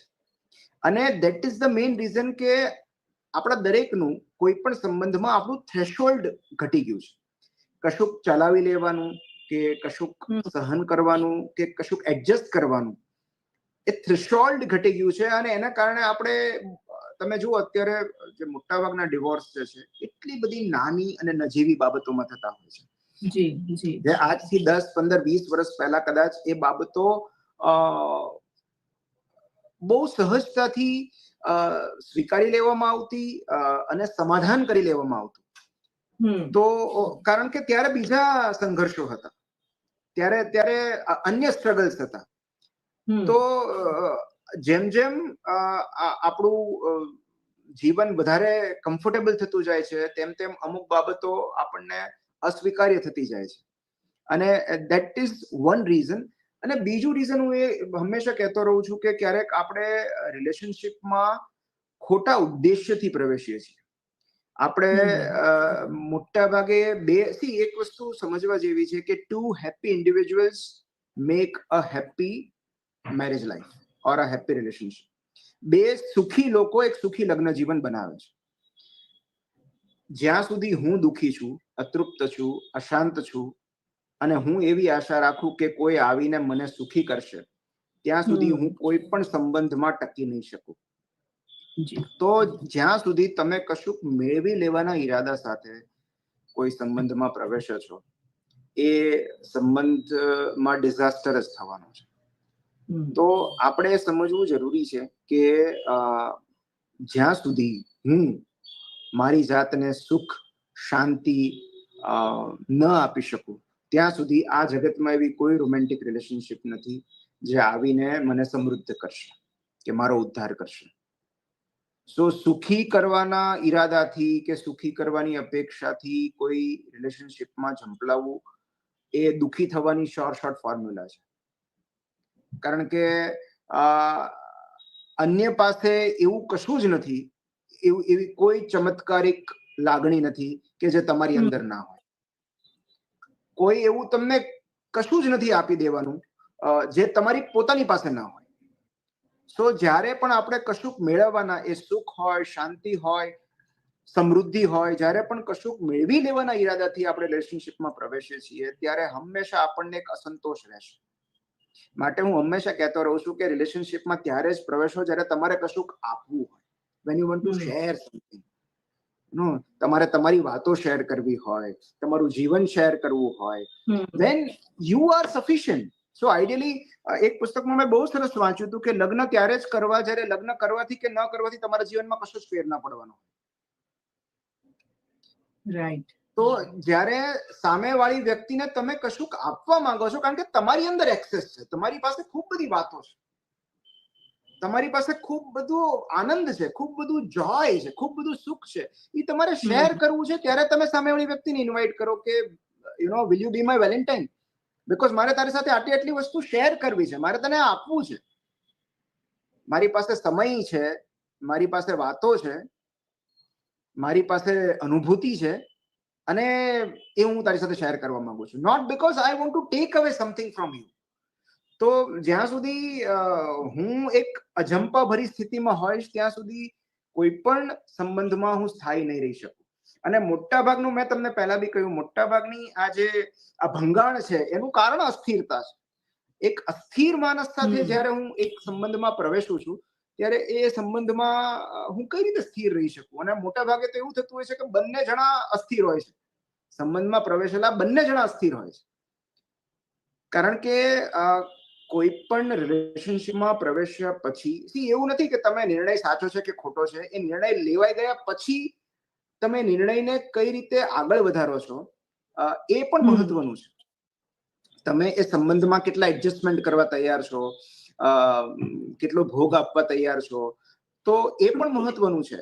એટલે બેમાંથી એક જણમાં પણ જો એટલી સમજણ હોય તો એ કોમ્યુનિકેશન શરૂ રહે, એ વાર્તાલાપ શરૂ રહે. અને એ કોમ્યુનિકેશન બહુ જરૂરી છે કે તને મારી કઈ બાબતો નથી ગમતી અથવા મને તારી કઈ વાતો નથી ગમતી, આપણે ક્યાં ઇમ્પ્રુવ કરી શકીએ, આપણે ક્યાં એકબીજાને સપોર્ટ કરી શકીએ. આ કોમ્યુનિકેશન થતું રહે ને તો પણ ઘણા બધા લગ્ન જીવન કે રિલેશનશિપ તૂટતા અટકી જાય. પણ because we do not communicate enough, આ જે એકબીજાને મનની વાત કહેવાની જે કળા છે અથવા જે જરૂરિયાત છે એ જ સંતોષાતી નથી. મને તમારી કોઈ વસ્તુ નથી ગમતી તો એ હું તમને શાંતિથી રજૂ કરી શકું છું કે નહીં, અને તમે કેટલી શાંતિથી એને સ્વીકારી શકો છો, એ બાબત પર ઘણો બધો આધાર રહેલો છે. તો જ્યાં સુધી એ અસ્થિરતા અને અજંપાની સ્થિતિ છે ત્યાં સુધી રિલેશનશિપ ક્યારેય સ્થાયી ન રહી શકે. અને એટલે એ બે વ્યક્તિઓ કેટલી તૃપ્ત છે, કેટલી સ્થિર છે, કેટલી સ્ટેબલ છે, ઇમોશનલી સ્ટેબલ છે, ફાઇનાન્શિયલી સ્ટેબલ છે, સોશિયલી સ્ટેબલ છે, એના પર એ નક્કી થાય છે કે રિલેશનશિપ સ્ટેબલ રહેશે કે નહીં.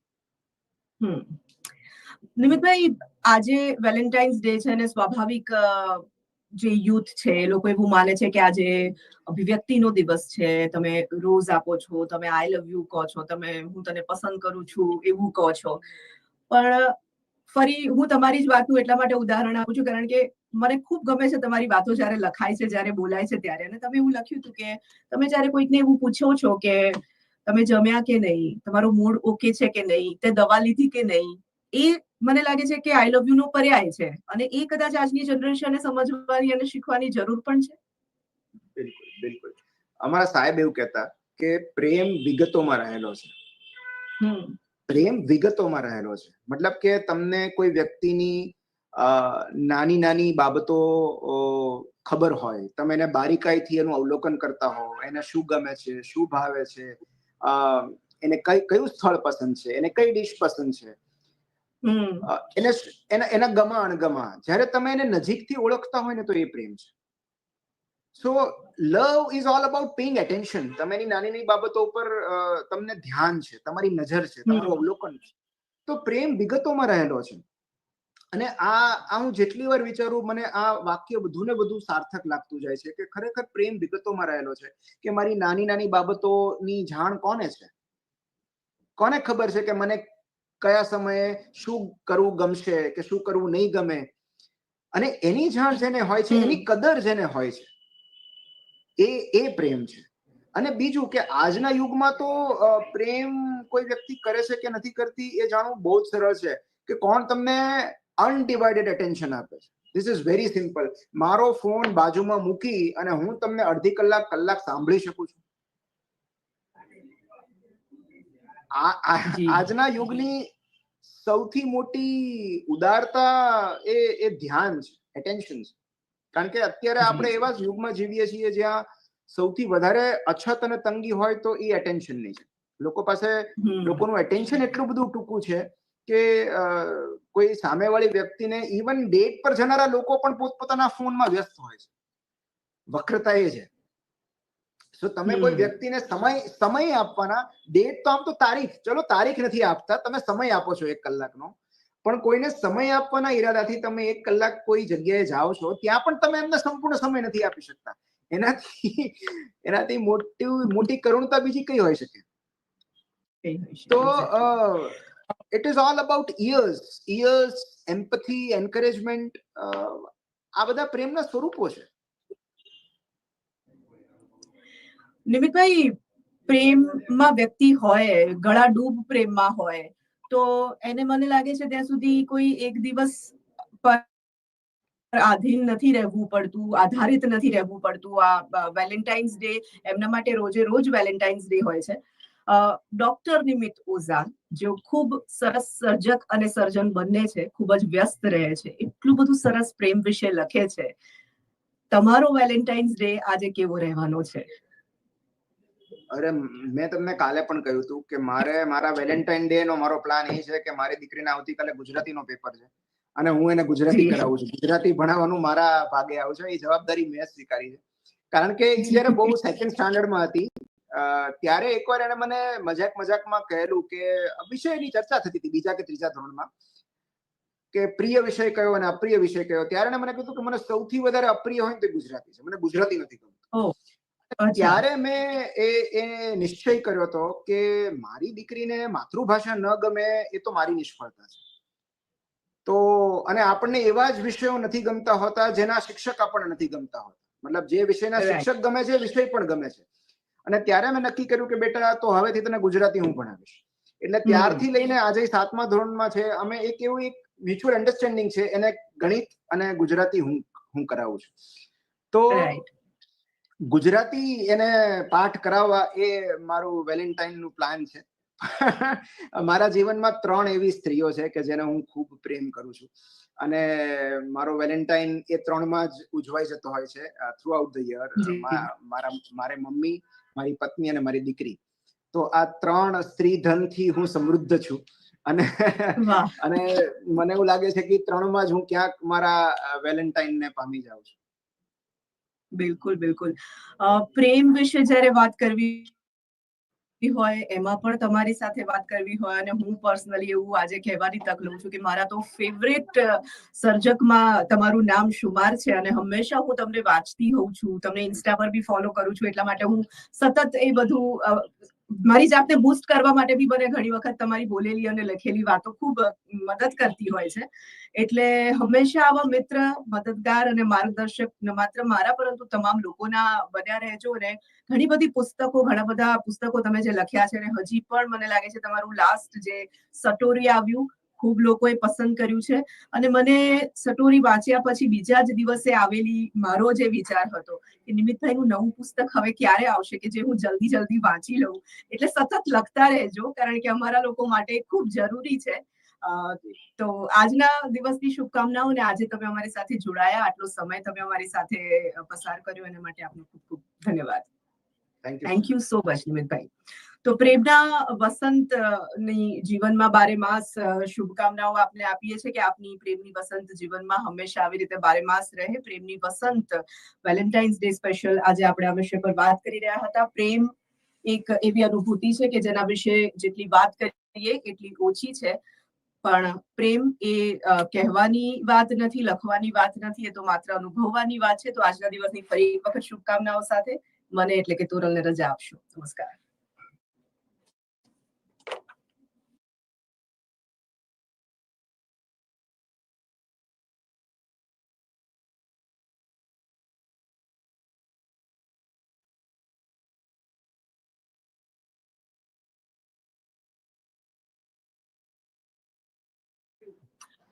નમસ્કાર, આપ જોઈ રહ્યા છો TV13 નું ડિજિટલ પ્લેટફોર્મ અને આપની સાથે હું છું તોરલ. આજે વેલેન્ટાઇન્સ ડે ની ઉજવણી સમગ્ર દેશમાં જ્યારે થઈ રહી છે, ત્યારે પ્રેમની આ વસંતના પર્વની ઉજવણી TV13 નું ડિજિટલ પ્લેટફોર્મ કરવાનું કેવી રીતે ચૂકી શકે, કેવી રીતે તેમાંથી બાકાત રહી શકે.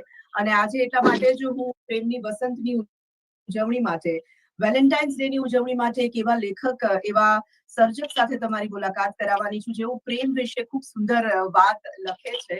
તેમની જે અભિવ્યક્તિ છે, તેમની જે ભાષા છે, તે તમને પ્રેમમાં પડવા માટે મજબૂર કરી દેતી હોય છે. ડોક્ટર નિમિત ઓઝા, આપનું ખૂબ ખૂબ સ્વાગત છે અમારા આ ડિજિટલ પ્લેટફોર્મ પર. આજે વેલેન્ટાઇન્સ ડે ઉજવણી જ્યારે સમગ્ર દેશ કરી રહ્યો છે, અને તમારાથી વધારે સારી વાત કરવા માટે મને નથી લાગતું કે આજના દિવસ માટે કોઈ વ્યક્તિ મળી શકે. આપ સર્જન પણ છો અને આપ સર્જક પણ છો. ભાષા અને માં સરસ્વતીની જે કૃપા તમારા પર છે, જે રીતે તમે અભિવ્યક્ત કરી શકો છો, યુથને તો સીધું કનેક્ટ કરી રહ્યા છો. જ્યારે સૌથી પહેલા તો મારે તમારી પાસેથી આજના દિવસ માટે તમે શું કહેવા માંગશો એ જાણવું છે. સી ફર્સ્ટ ઓફ ઓલ મેં કઈ પ્રેમમાં પીએચડી નથી કર્યું. ધ ઓનલી થિંગ ઇઝ કે મેં થોડી ઘણી અભિવ્યક્તિઓ કરી છે અને જેમ તમે કહ્યું એમ કદાચ હું અભિવ્યક્તિ થોડી પ્રબળ અને સબળ કરી શકતો હોઈશ, પણ એનો અર્થ એવો નથી કે પ્રેમમાં હું પારંગત છું કે મેં કોઈ પદવી મેળવી છે એમાં. એટલે જે કંઈ થોડું ઘણું હું જીવનને સમજ્યો છું, જાણ્યું છે, મેં જે કંઈ વાંચ્યું છે એના આધારે હું મારા અભિપ્રાયો રજૂ કરતો હોઉં છું. અને એ પ્રેમની બાબતમાં હોય કે પીડાની બાબતમાં આપણે આપણા વાતાવરણથી થોડા પ્રભાવિત થતા હોઈએ છીએ. અને એ રીતે હું પણ જે કંઈ પુસ્તકોના સંપર્કમાં આવ્યો છું, લોકોના સંપર્કમાં આવ્યો છું, પરિસ્થિતિઓના સંપર્કમાં આવ્યો છું, એના આધારે એક આપણો દ્રષ્ટિકોણ બંધાઈ જતો હોય છે અને એ અનુભૂતિઓના આધારે હું અભિવ્યક્તિ કરતો હોઉં છું. તો હું એવો દાવો બિલકુલ નહીં કરું કે આ કોઈ અધિકૃત માહિતી છે કે અધિકૃત કોઈ અભિવ્યક્તિ છે, પણ આ મારી અંગત અભિવ્યક્તિ છે, મારું અંગત મંતવ્ય છે. જે પણ કઈ હું પુસ્તકોમાં લખું છું કે મારા વિડીયોઝમાં કહું છું, એ બહુ જ અંગત અભિપ્રાયો હોય છે અને એની સાથે કોઈ સહમત ન થાય તો એવું બિલકુલ શક્ય છે કે મારી પાસે જીવનનું અંતિમ સત્ય છે એવો કોઈ હું દાવો નથી કરતો. પણ જ્યારે પ્રેમની વાત આવે ત્યારે તો હું એવું કહીશ કે જે વ્યાખ્યાયિત થઈ શકે એ પ્રેમ શું કામનો, અથવા એને આપણે જે વ્યાખ્યાઓમાં જેને બાંધી શકાય, જેને સમાવી શકાય, એ પ્રેમ નિરર્થક છે ઓર એ પ્રેમ મિથ્યા છે. કારણ કે એવું કહેવાય છે કે તમારે પ્રેમને જાણવો છે કે અનુભવવો છે. તો કાં તો તમે પ્રેમ વિશે જ્ઞાન મેળવી શકો, પ્રેમ વિશે નિબંધ લખી શકો, પ્રેમ વિશે પુસ્તક લખી શકો, પ્રેમ વિશે વ્યાખ્યાઓ બનાવી શકો, કાં તો તમે પ્રેમ કરી શકો. એટલે ક્યારેક જાણવામાં આપણે માણવાનું ચૂકી જતા હોઈએ છીએ.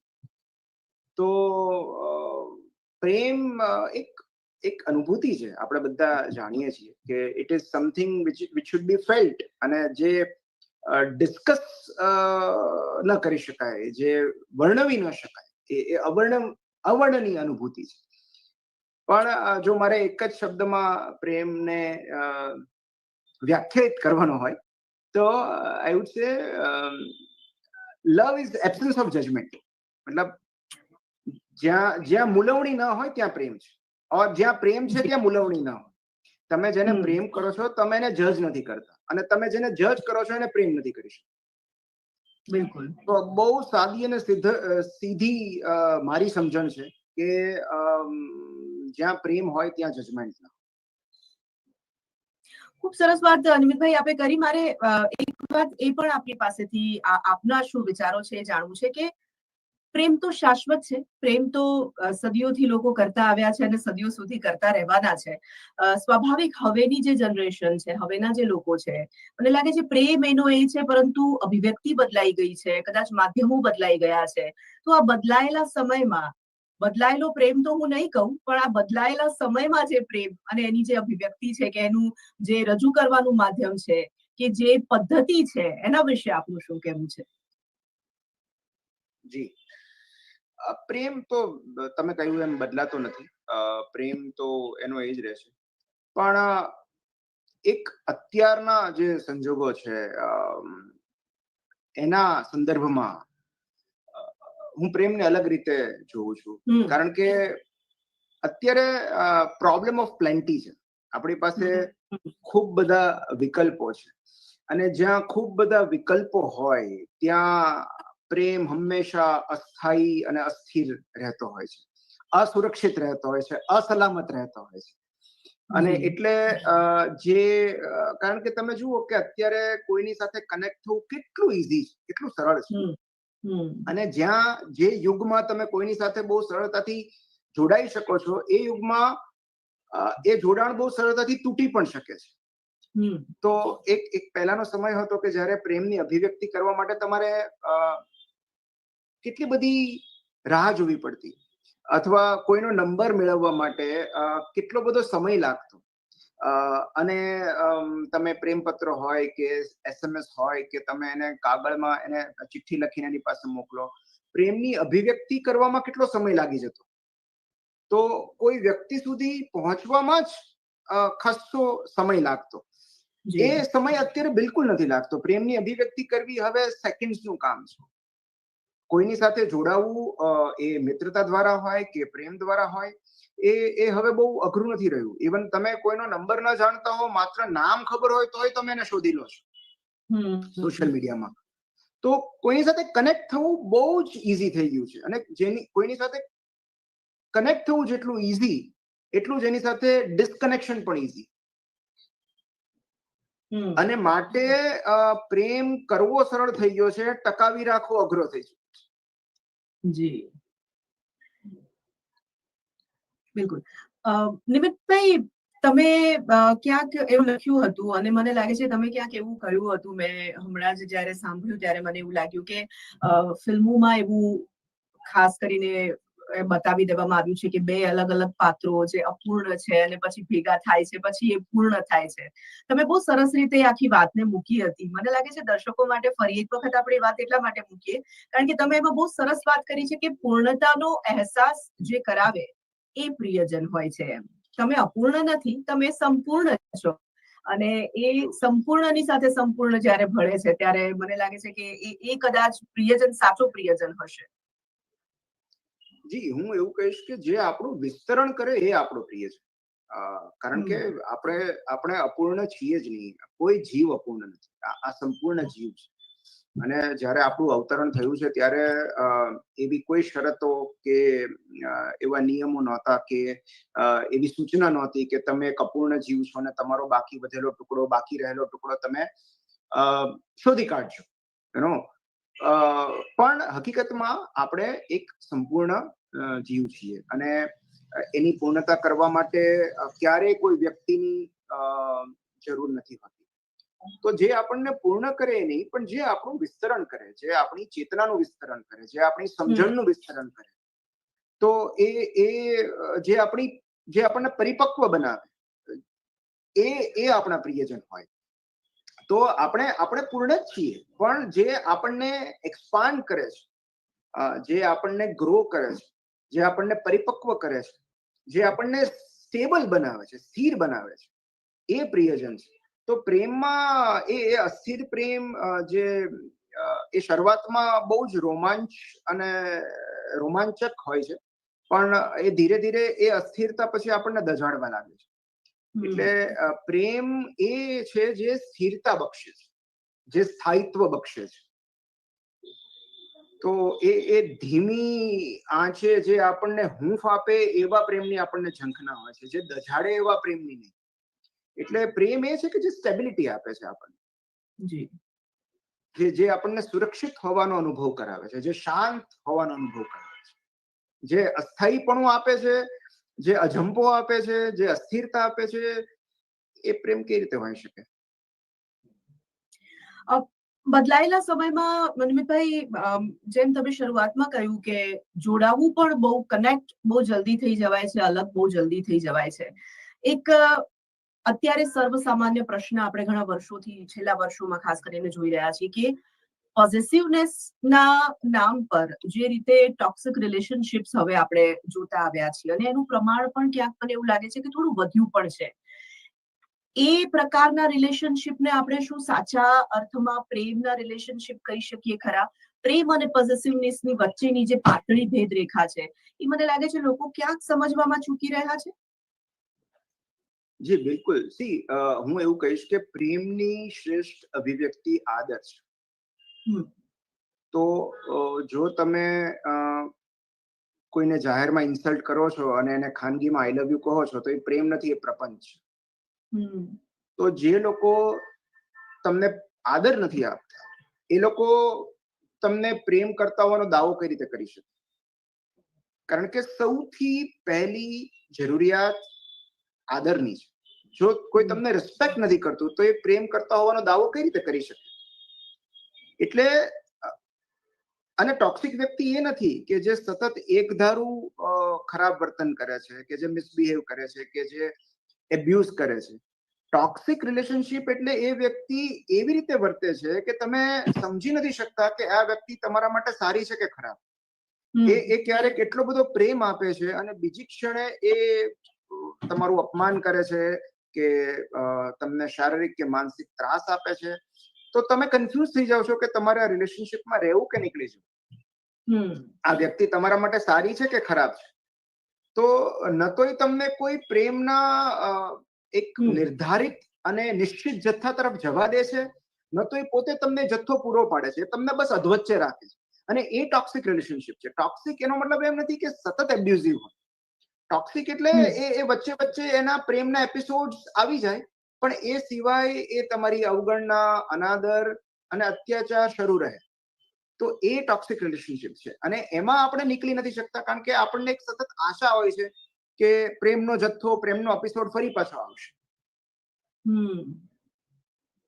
તો એ ટોક્સિક રિલેશનશિપ છે કે જી જી તમે તમારી રેસ્ક્યુ બુકમાં એક સરસ વાત લખી છે કે જે માણસ જગત અને જીવનના પ્રેમમાં નથી, એ કોઈ વ્યક્તિના પ્રેમમાં ન હોઈ શકે. કઈ રીતે કોઈ વ્યક્તિના પ્રેમમાં હોઈ શકે?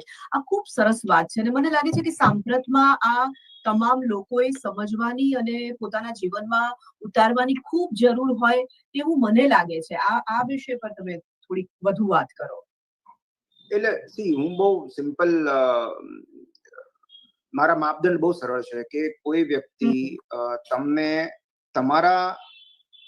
તમારી જાત અને એકાંતના પ્રેમમાં પડવામાં મદદ કરે છે કે અવરોધરૂપ બને છે. જે વ્યક્તિ તમને તમારી જાત અને એકાંતના પ્રેમમાં પાડવામાં મદદરૂપ થાય છે, એ તમારું ભલું ઈચ્છે છે. કારણ કે એના મનમાં કોઈ જ સ્વાર્થ નથી. એ તમને આઝાદી આપવા માંગે છે, સ્વતંત્રતા આપવા માંગે છે. And solitude is independence. મતલબ સૌથી મોટી આઝાદી એકાંત છે.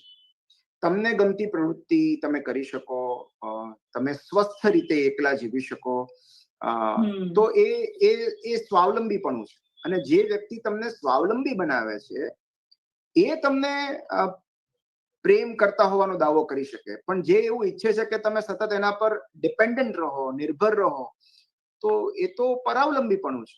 મતલબ હું સતત એવી આશા રાખું અથવા હું સતત એવું ઈચ્છું કે એ વ્યક્તિ મારા પર ડિપેન્ડન્ટ રહે, એને સતત મારી જરૂર પડે, તો એ પ્રેમ કઈ રીતે હોઈ શકે? પ્રેમ તો તમને સભર અને સદ્ધર બનાવે ને.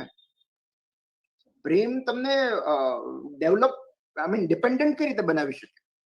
તો આઈડિયલી જેમને પ્રેમ કર્યા પછી એ વ્યક્તિની જરૂર જ ન વર્તાય, એ પ્રેમનું શ્રેષ્ઠ ધોરણ છે. કે તમને એ વ્યક્તિ એટલી બધી સભર બનાવી દે, સદ્ધર બનાવી દે કે પછી તમને એની જરૂર જ ન પડે. આઈડિયલી આ બહુ આદર્શ અવસ્થા છે. પણ કોઈ વ્યક્તિ તમને એમ્પાવર કરે છે કે પછી એ તમને નિર્બળ બનાવે છે, અશક્ત બનાવે છે. તો પ્રેમ કરનારી વ્યક્તિ આપણને હંમેશા બળ પૂરું પાડે, આપણને સશક્ત બનાવે. જે આપણને તોડી પાડે, જે આપણો કોન્ફિડન્સ ડાઉન કરે, જે આપણને અશક્ત અને નિર્બળ બનાવે, જે આપણને પરાવલંબી બનાવે, જે આપણને ડિપેન્ડન્ટ બનાવે, એના પર એ પ્રેમ કઈ રીતે હોઈ શકે? નિમિતભાઈ, કોઈ પણ રિલેશનશિપની જ્યારે આપણે વાત કરતા હોઈએ ત્યારે તમામ લોકો એવું કહેતા હોય છે કે આ રિલેશનશિપ જે છે એકદમ પરફેક્ટ છે, આ જે કપલ છે એકદમ પરફેક્ટ રિલેશનશિપનું એકદમ આદર્શ ઉદાહરણ છે. પણ રિલેશનશિપ પરફેક્ટ ખરેખર સાચા અર્થમાં હોય છે ખરું? કે પછી એકબીજાની જે ઇમ્પરફેક્શન જે વાતો હોય છે, જે પરસ્પર સ્વીકારી લેવાની ઘટના, તમે પણ એવું લખ્યું છે કે સામેવાળી વ્યક્તિના પરસ્પર સ્વીકારી લેવા પરફેક્ટ રિલેશનશિપ છે. પરફેક્ટ રિલેશનશિપ કે પરફેક્ટ મેરેજ જેવું કશું જ હોતું નથી. એ બંને અપૂર્ણ વ્યક્તિઓ એકબીજાની નજીક આવે છે અને બંને પરસ્પર એકબીજાની અપૂર્ણતાઓને સ્વીકારે છે અને સમજે છે. અને એટલે જ કોઈ વ્યક્તિને એક સાંજ માટે ચાહવી બહુ જ સરળ અને રોમેન્ટિક છે, પણ દરરોજ સાંજે એ જ વ્યક્તિ પાસે પાછા ફરવું એ પ્રેમ છે. જ્યારે દરરોજ સવારે ઉઠીને તમે એકની એક વ્યક્તિની પસંદગી કરો છો, એ પ્રેમ છે. એમની અપૂર્ણતાઓ, નબળાઈઓ, ખામીઓ જાણતા હોવા છતાં તમે દરરોજ સવારે, દરરોજ સાંજે એની જ પસંદગી કરો છો, એ પ્રેમ છે, અઢળક વિકલ્પો હોવા છતાં. So love is constantly choosing that one person again and again. અને એવું છે કે કોઈની અગલી સાઈડ સાથે એડજસ્ટ થઈ જવું એ પ્રેમ છે. મતલબ કે તમને ખબર છે કે એ વ્યક્તિમાં આ અપૂર્ણતાઓ છે, એની આ નબળાઈઓ છે, પણ તમે એનો પણ સ્વીકાર કરો છો, કારણ કે તમે કોઈ વ્યક્તિની માત્ર સારી બાજુઓને ચાહી નથી શકતા. તમારે એ વ્યક્તિને સંપૂર્ણ ચાહવી પડે છે. એમની નબળાઈઓને પણ સ્વીકારવી પડે છે, એમની અપૂર્ણતાઓ પણ સ્વીકારવી પડે છે. તો એના સ્વીકાર સાથે જ્યારે એક વ્યક્તિની અપૂર્ણતાને તમે પ્રેમ કરો છો, એને પ્રેમ ન કરો તો કાંઈ નહીં, તમે એને સ્વીકારો છો, એ પરફેક્ટ રિલેશનશિપ છે. મતલબ કે તમે બંને જ્યારે કારણ કે એમાં વ્યક્તિ પરફેક્ટ નથી હોતી, અન્ડરસ્ટેન્ડિંગ પરફેક્ટ હોય છે. જ્યારે આપણે એમ કહીએ છીએ કે પરફેક્ટ રિલેશનશિપ છે, દેટ મીન્સ કે એ સંબંધમાં અન્ડરસ્ટેન્ડિંગ પરફેક્ટ છે, કારણ કે એ સમજણ જ પરફેક્ટ હોઈ શકે. વ્યક્તિ તો પરફેક્ટ કઈ રીતે હોઈ શકે? તો એ અન્ડરસ્ટેન્ડિંગ પરફેક્ટ હોવી જરૂરી છે. જી. પહેલાના સમયની ફરી એક વખત હું વાત કરું તો નમિતભાઈ એવું થતું, પ્રેમ કરતા બે વ્યક્તિઓ સદનસીબે લગ્ન થઈ જતા અને લગ્ન થયા પછી વૃદ્ધ થાય ત્યાં સુધી એ પ્રેમ એમનો એમ બરકરાર રહેતો. એની અભિવ્યક્તિ ફરી એક વખત એ જ વાત છે કે બદલાઈ જતી, પરંતુ એવું થઈ શકતું હતું. હવેના સમયમાં આપણે એવું તો નહીં કહીએ કે તમામ રિલેશનશિપ આગળ નથી ચાલતા. ઘણા બધા રિલેશનશિપ ચાલે પણ છે, પણ ઘણા બધા રિલેશનશિપ, ઘણા બધા સંબંધો એવા છે કે જો થોડા સમય પછી તમને અસંતોષ થાય છે કે કંઈક પ્રશ્ન થાય છે અને તમે પછી એકબીજા અલગ રસ્તા પસંદ કરી લેતા હો છો. આ બદલાવને આપણે કેવી રીતે જોઈ શકીએ આજના દિવસના પરિપ્રેક્ષ્યમાં? એનું સૌથી મુખ્ય કારણ હું તમને કહું કે એક બહુ સરસ બુક છે, the comfort crisis. Comfort crisis એટલે વધારે પડતા આરામદાયક જીવનની આપણા મન પર થતી અસરો. એટલે એનાથી આપણા માનસિક સ્વાસ્થ્ય પર જે ઈજા થાય છે વધુ પડતા આરામદાયક જીવનથી, એના પર આખું પુસ્તક છે, ધ કમ્ફર્ટ ક્રાઇસિસ. અને એમાં એક બહુ સુંદર વાત લખેલી છે કે જ્યારે આપણા સંઘર્ષો ઓછા થઈ જાય છે, જ્યારે આપણું જીવન વધુ આરામદાયક બની જાય છે, ત્યારે એવું નથી થતું કે આપણે સંપૂર્ણ સંઘર્ષ મુક્ત જીવન જીવી શકીએ છીએ, પણ ત્યારે આપણે નાની નાની વાતો આપણને વધુ સંઘર્ષમય લાગવા લાગે છે. તો આપણું જે થ્રેશોલ્ડ છે એ ઘટી જાય છે. અને that is the main reason કે આપણા દરેકનું કોઈ પણ સંબંધમાં આપણું થ્રેશોલ્ડ ઘટી ગયું છે. કશુંક ચલાવી લેવાનું કે કશુંક સહન કરવાનું કે કશુંક એડજસ્ટ કરવાનું, એ થ્રેશોલ્ડ ઘટી ગયું છે. અને એના કારણે આપણે, તમે જુઓ અત્યારે જે મોટાભાગના ડિવોર્સ છે એટલી બધી નાની અને નજીવી બાબતોમાં થતા હોય છે. જે આજથી 10, 15, 20 વર્ષ પહેલા કદાચ એ બાબતો બહુ સહજતાથી સ્વીકારી લેવામાં આવતી અને સમાધાન કરી લેવામાં આવતું. તો કારણ કે ત્યારે બીજા સંઘર્ષો હતા, ત્યારે અન્ય સ્ટ્રગલ્સ હતા. તો જેમ જેમ આપણું જીવન વધારે કમ્ફર્ટેબલ થતું જાય છે, તેમ તેમ અમુક બાબતો આપણને અસ્વીકાર્ય થતી જાય છે. અને દેટ ઇઝ વન રીઝન. અને બીજું રીઝન હું એ હંમેશા કહેતો રહું છું કે ક્યારેક આપણે રિલેશનશિપમાં ખોટા ઉદ્દેશ્યથી પ્રવેશીએ છીએ.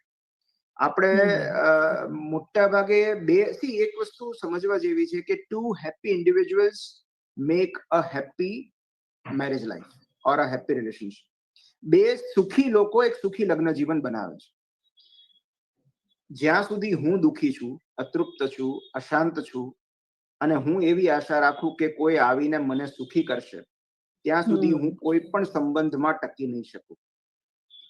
તો જ્યાં સુધી તમે કશુંક મેળવી લેવાના ઈરાદા સાથે કોઈ સંબંધમાં પ્રવેશો છો, એ સંબંધમાં ડિઝાસ્ટર જ થવાનો છે.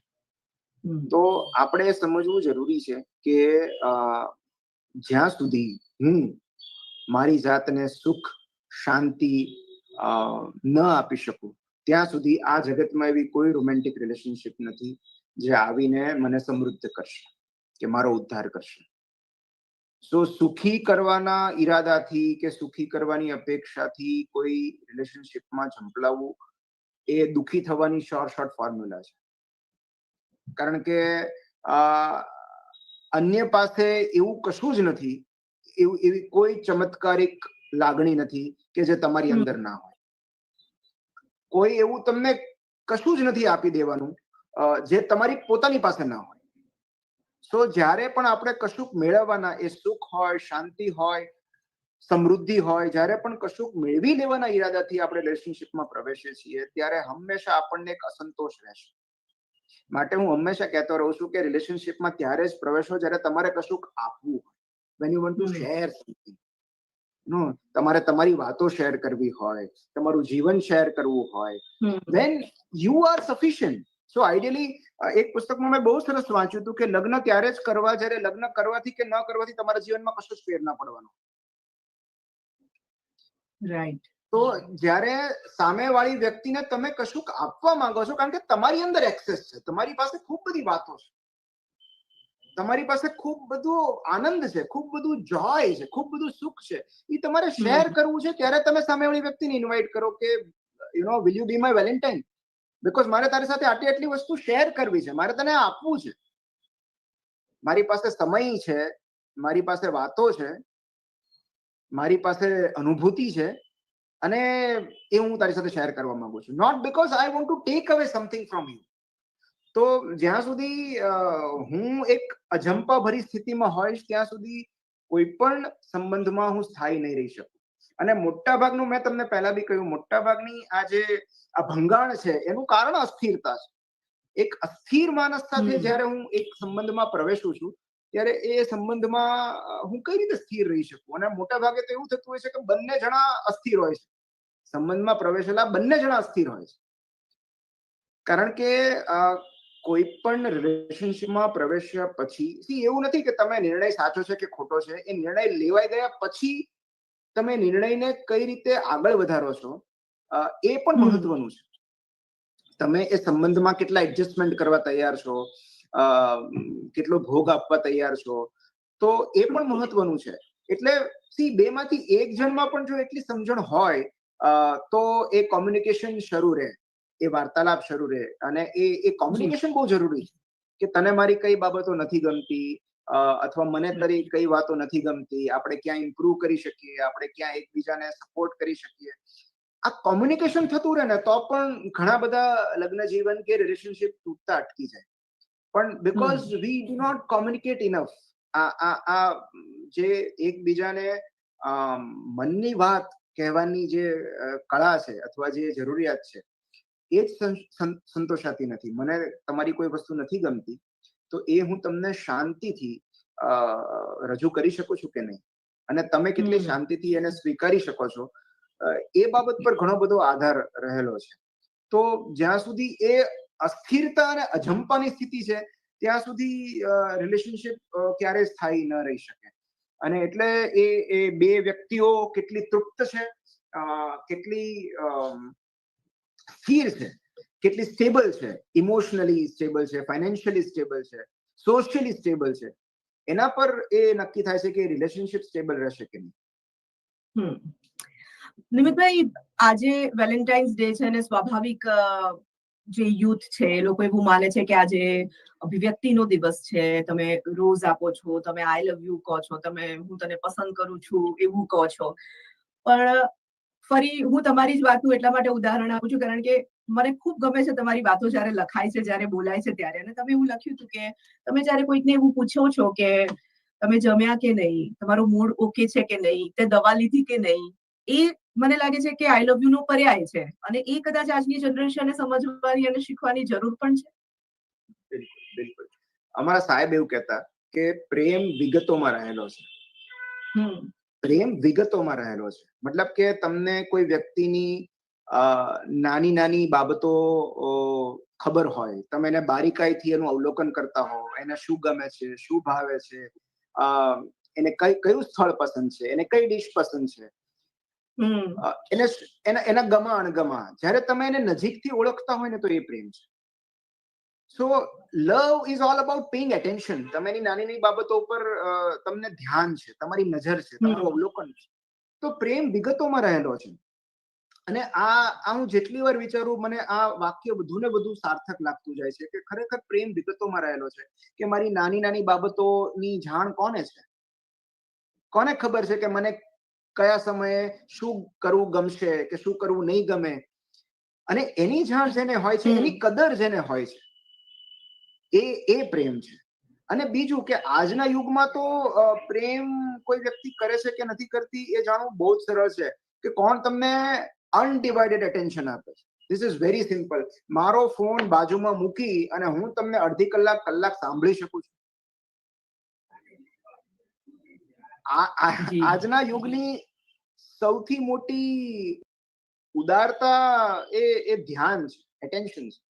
કારણ કે અત્યારે આપણે એવા જ યુગમાં જીવીએ છીએ જ્યાં સૌથી વધારે અછત અને તંગી હોય તો એ એટેન્શનની છે. લોકો પાસે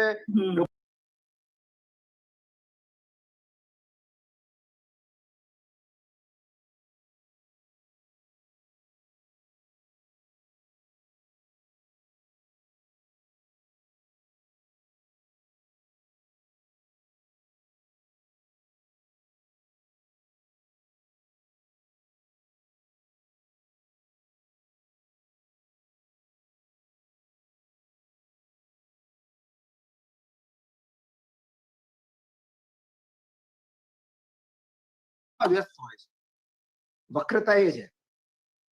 તો તમે કોઈ વ્યક્તિને સમય આપવાના, ડેટ તો આમ તો તારીખ, ચલો તારીખ નથી આપતા, તમે સમય આપો છો 1 કલાકનો, પણ કોઈને સમય આપવાના ઈરાદાથી તમે 1 કલાક કોઈ જગ્યાએ જાઓ છો, ત્યાં પણ તમે એમને સંપૂર્ણ સમય નથી આપી શકતા. એનાથી મોટી કરુણતા બીજી કઈ હોઈ શકે?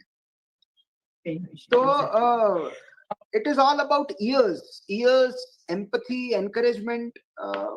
આ બધા પ્રેમના સ્વરૂપો છે.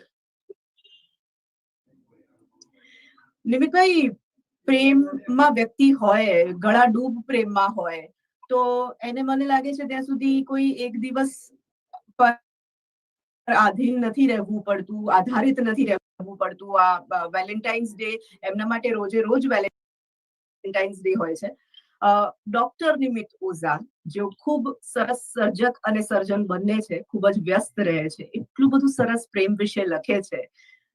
તમારો વેલેન્ટાઇન્સ ડે આજે કેવો રહેવાનો છે? અરે, મેં તમને કાલે પણ કહ્યું હતું કે મારા વેલેન્ટાઇન ડે નો મારો પ્લાન એ છે કે મારી દીકરીને આવતીકાલે ગુજરાતીનો પેપર છે અને હું એને ગુજરાતી કરાવું છું. ગુજરાતી ભણાવવાનું મારા ભાગે આવશે. એ જવાબદારી મેં સ્વીકારી છે. કારણ કે જયારે બહુ સેકન્ડ સ્ટાન્ડર્ડમાં હતી ત્યારે એકવાર એને મને મજાકમાં કહેલું કે વિષયની ચર્ચા થતી હતી 2જા કે 3જા ધોરણમાં, કે પ્રિય વિષય કયો અને અપ્રિય વિષય કયો. ત્યારે એને મને કીધું કે મને સૌથી વધારે અપ્રિય હોય તો ગુજરાતી છે, મને ગુજરાતી નથી ગમતું. ત્યારે મેં એ નિશ્ચય કર્યો હતો કે મારી દીકરીને માતૃભાષા ન ગમે એ તો મારી નિષ્ફળતા છે. તો અને આપણને એવા જ વિષયો નથી ગમતા હોતા જેના શિક્ષક આપણને નથી ગમતા હોતા. મતલબ જે વિષયના શિક્ષક ગમે છે, વિષય પણ ગમે છે. અને ત્યારે મેં નક્કી કર્યું કે બેટા તો હવેથી તને ગુજરાતી હું ભણાવીશ. એટલે ત્યારથી લઈને આજે 7મા ધોરણમાં છે, અમે એક મ્યુચ્યુઅલ અન્ડરસ્ટેન્ડિંગ છે, એને ગણિત અને ગુજરાતી હું કરાવું છું. તો ગુજરાતી એને પાઠ કરાવવા એ મારું વેલેન્ટાઇન નું પ્લાન છે. મારા જીવનમાં 3 એવી સ્ત્રીઓ છે કે જેને હું ખૂબ પ્રેમ કરું છું અને મારો વેલેન્ટાઇન એ 3માં જ ઉજવાઈ જતો હોય છે થ્રુ આઉટ ધ યર. મારે મમ્મી, મારી પત્ની અને મારી દીકરી. તો આ 3 સ્ત્રી ધનથી હું સમૃદ્ધ છું અને મને એવું લાગે છે કે 3માં જ હું ક્યાંક મારા વેલેન્ટાઇન ને પામી જાઉં છું. બિલકુલ. પ્રેમ વિશે જ્યારે વાત કરવી હોય, એમાં પણ તમારી સાથે વાત કરવી હોય, અને હું પર્સનલી એવું આજે કહેવાની તક લઉં છું કે મારા તો ફેવરેટ સર્જકમાં તમારું નામ શુમાર છે અને હંમેશા હું તમને વાંચતી હોઉં છું, તમને ઇન્સ્ટા પર બી ફોલો કરું છું. એટલા માટે હું સતત એ બધું મારી જાતને બૂસ્ટ કરવા માટે બી મને ઘણી વખત તમારી બોલેલી અને લખેલી વાતો ખૂબ મદદ કરતી હોય છે. એટલે હંમેશા આવા મિત્ર, મદદગાર અને માર્ગદર્શક ન માત્ર મારા પરંતુ તમામ લોકોના બન્યા રહેજો. અને ઘણી બધી પુસ્તકો, ઘણા બધા પુસ્તકો તમે જે લખ્યા છે, અને હજી પણ મને લાગે છે તમારું લાસ્ટ જે સટોરી આવ્યું ખૂબ લોકોએ પસંદ કર્યું છે. અને મને સટોરી વાંચ્યા પછી બીજા જ દિવસે આવેલી મારો જે વિચાર હતો કે નિમિતભાઈનું નવું પુસ્તક હવે ક્યારે આવશે કે જે હું જલ્દી વાંચી લઉં. એટલે સતત લખતા રહેજો, કારણ કે અમારા લોકો માટે ખૂબ જરૂરી છે. તો આજના દિવસની શુભકામનાઓ, અને આજે તમે અમારી સાથે જોડાયા, આટલો સમય તમે અમારી સાથે પસાર કર્યો એના માટે આપનો ખૂબ ખૂબ ધન્યવાદ. થેન્ક યુ સો મચ નિમિતભાઈ. તો પ્રેમના વસંતની જીવનમાં બારે માસ શુભકામનાઓ આપને આપીએ છીએ કે આપની પ્રેમની વસંત જીવનમાં હંમેશા આવી રીતે બારે માસ રહે. પ્રેમની વસંત વેલેન્ટાઇન્સ ડે સ્પેશિયલ આજે આપણે આ વિષય પર વાત કરી રહ્યા હતા. પ્રેમ એક એવી અનુભૂતિ છે કે જેના વિશે જેટલી વાત કરીએ એટલી ઓછી છે.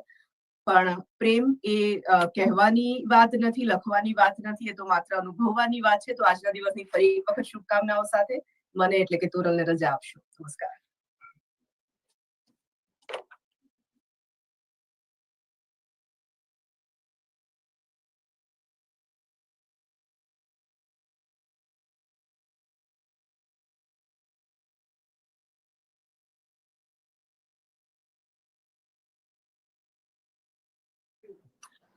નમસ્કાર, આપ જોઈ રહ્યા છો TV13 નું ડિજિટલ પ્લેટફોર્મ, અને આપની સાથે હું છું તોરલ. આજે વેલેન્ટાઇન્સ ડે ની ઉજવણી સમગ્ર દેશમાં જ્યારે થઈ રહી છે, ત્યારે પ્રેમની આ વસંતના પર્વની ઉજવણી TV13 નું ડિજિટલ પ્લેટફોર્મ કરવાનું કેવી રીતે ચૂકી શકે, કેવી રીતે તેમાંથી બાકાત રહી શકે. અને આજે એટલા માટે જ હું પ્રેમની વસંતની ઉજવણી માટે, વેલેન્ટાઇન્સ ડે ની ઉજવણી માટે એક એવા લેખક, એવા સર્જક સાથે તમારી મુલાકાત કરાવવાની છું, જેઓ પ્રેમ વિશે ખૂબ સુંદર વાત લખે છે. તેમની જે અભિવ્યક્તિ છે, તેમની જે ભાષા છે, તે તમને પ્રેમમાં પડવા માટે મજબૂર કરી દેતી હોય છે. ડોક્ટર નિમિત ઓઝા, આપનું ખૂબ ખૂબ સ્વાગત છે અમારા આ ડિજિટલ પ્લેટફોર્મ પર. આજે વેલેન્ટાઇન્સ ડે ઉજવણી જ્યારે સમગ્ર દેશ કરી રહ્યો છે, અને તમારાથી વધારે સારી વાત કરવા માટે મને નથી લાગતું કે આજના દિવસ માટે કોઈ વ્યક્તિ મળી શકે. આપ સર્જન પણ છો અને આપ સર્જક પણ છો. ભાષા અને માં સરસ્વતીની જે કૃપા તમારા પર છે, જે રીતે તમે અભિવ્યક્ત કરી શકો છો, યુથને તો સીધું કનેક્ટ કરી રહ્યા છો. જ્યારે સૌથી પહેલા તો મારે તમારી પાસેથી આજના દિવસ માટે તમે શું કહેવા માંગશો એ જાણવું છે. See, first of all, મેં કઈ પ્રેમમાં PhD નથી કર્યું. The only thing is કે મેં થોડી ઘણી અભિવ્યક્તિઓ કરી છે, અને જેમ તમે કહ્યું એમ કદાચ હું અભિવ્યક્તિ થોડી પ્રબળ અને સબળ કરી શકતો હોઈશ, પણ એનો અર્થ એવો નથી કે પ્રેમમાં હું પારંગત છું કે મેં કોઈ પદવી મેળવી છે એમાં. એટલે જે કંઈ થોડું ઘણું હું જીવનને સમજ્યો છું, જાણ્યું છે, મેં જે કંઈ વાંચ્યું છે, એના આધારે હું મારા અભિપ્રાયો રજૂ કરતો હોઉં છું. અને એ પ્રેમની બાબતમાં હોય કે પીડાની બાબતમાં આપણે આપણા વાતાવરણથી થોડા પ્રભાવિત થતા હોઈએ છીએ. અને એ રીતે હું પણ જે કંઈ પુસ્તકોના સંપર્કમાં આવ્યો છું, લોકોના સંપર્કમાં આવ્યો છું, પરિસ્થિતિઓના સંપર્કમાં આવ્યો છું, એના આધારે એક આપણો દ્રષ્ટિકોણ બંધાઈ જતો હોય છે, અને એ અનુભૂતિઓના આધારે હું અભિવ્યક્તિ કરતો હોઉં છું. તો હું એવો દાવો બિલકુલ નહીં કરું કે આ કોઈ અધિકૃત માહિતી છે કે અધિકૃત કોઈ અભિવ્યક્તિ છે, પણ આ મારી અંગત અભિવ્યક્તિ છે, મારું અંગત મંતવ્ય છે. જે પણ કઈ હું પુસ્તકોમાં લખું છું કે મારા વિડીયોઝમાં કહું છું, એ બહુ જ અંગત અભિપ્રાયો હોય છે, અને એની સાથે કોઈ સહમત ન થાય તો એવું બિલકુલ શક્ય છે કે મારી પાસે જીવનનું અંતિમ સત્ય છે એવો કોઈ હું દાવો નથી કરતો.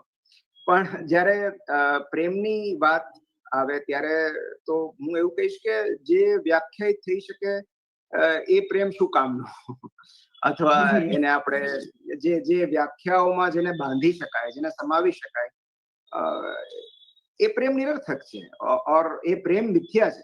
કારણ કે એવું કહેવાય છે કે તમારે પ્રેમને જાણવો છે કે અનુભવવો છે.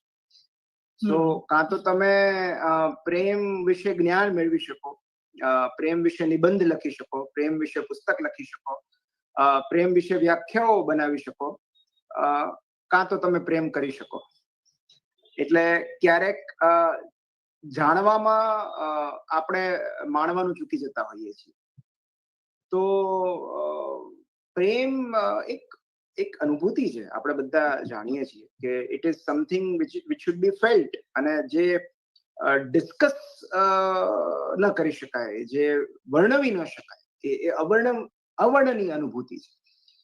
પણ જો મારે એક જ શબ્દમાં પ્રેમને વ્યાખ્યાયિત કરવાનો હોય તો I would say love is absence of judgment. મતલબ જ્યાં મુલવણી ન હોય ત્યાં પ્રેમ છે, ઓર જ્યાં પ્રેમ છે ત્યાં મુલવણી ન હોય. તમે જેને પ્રેમ કરો છો તમે એને જજ નથી કરતા, અને તમે જેને જજ કરો છો એને પ્રેમ નથી કરી શકતા. બિલકુલ. તો બહુ સાદી અને સીધી મારી સમજણ છે કે જ્યાં પ્રેમ હોય ત્યાં જજમેન્ટ ના. ખૂબ સરસ વાત નિમિતભાઈ આપે કરી. મારે એક વાત એ પણ આપની પાસેથી આપના શું વિચારો છે એ જાણવું છે કે પ્રેમ તો શાશ્વત છે, પ્રેમ તો સદીઓથી લોકો કરતા આવ્યા છે અને સદીઓ સુધી કરતા રહેવાના છે. સ્વાભાવિક હવેની જે જનરેશન છે, હવેના જે લોકો છે, મને લાગે છે પ્રેમ એનો એ છે, પરંતુ અભિવ્યક્તિ બદલાઈ ગઈ છે, કદાચ માધ્યમો બદલાઈ ગયા છે.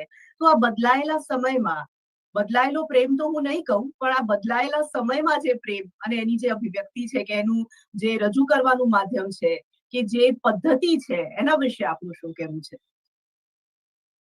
જી, પ્રેમ તો તમે કહ્યું એમ બદલાતો નથી. પ્રેમ તો એનો એ જ રહેશે. પણ એક અત્યારના જે સંજોગો છે એના સંદર્ભમાં હું પ્રેમને અલગ રીતે જોઉં છું. કારણ કે અત્યારે પ્રોબ્લેમ ઓફ પ્લેન્ટી છે. આપણી પાસે ખૂબ બધા વિકલ્પો છે, અને જ્યાં ખૂબ બધા વિકલ્પો હોય ત્યાં પ્રેમ હંમેશા અસ્થાયી અને અસ્થિર રહેતો હોય છે, અસુરક્ષિત રહેતો હોય છે, અસલામત રહેતો હોય છે. અને એટલે કારણ કે તમે જુઓ કે અત્યારે કોઈની સાથે કનેક્ટ થવું કેટલું ઈઝી છે, કેટલું સરળ છે. અને જ્યાં જે યુગમાં તમે કોઈની સાથે બહુ સરળતાથી જોડાઈ શકો છો, એ યુગમાં એ જોડાણ બહુ સરળતાથી તૂટી પણ શકે છે. તો એક પહેલાનો સમય હતો કે જ્યારે પ્રેમની અભિવ્યક્તિ કરવા માટે તમારે કેટલી બધી રાહ જોવી પડતી, અથવા કોઈનો નંબર મેળવવા માટે કેટલો બધો સમય લાગતો. અને તમે પ્રેમપત્ર હોય કે SMS હોય કે તમે એને કાગળમાં એને ચિઠ્ઠી લખીને એની પાસે મોકલો, પ્રેમની અભિવ્યક્તિ કરવામાં કેટલો સમય લાગી જતો. તો કોઈ વ્યક્તિ સુધી પહોંચવામાં જ ખાસો સમય લાગતો. એ સમય અત્યારે બિલકુલ નથી લાગતો. પ્રેમની અભિવ્યક્તિ કરવી હવે સેકન્ડ્સનું કામ છે. કોઈની સાથે જોડાવું, એ મિત્રતા દ્વારા હોય કે પ્રેમ દ્વારા હોય, એ હવે બહુ અઘરું નથી રહ્યું. ઇવન તમે કોઈનો નંબર ન જાણતા હો, માત્ર નામ ખબર હોય તોય તમે એને શોધી લો છો સોશિયલ મીડિયામાં.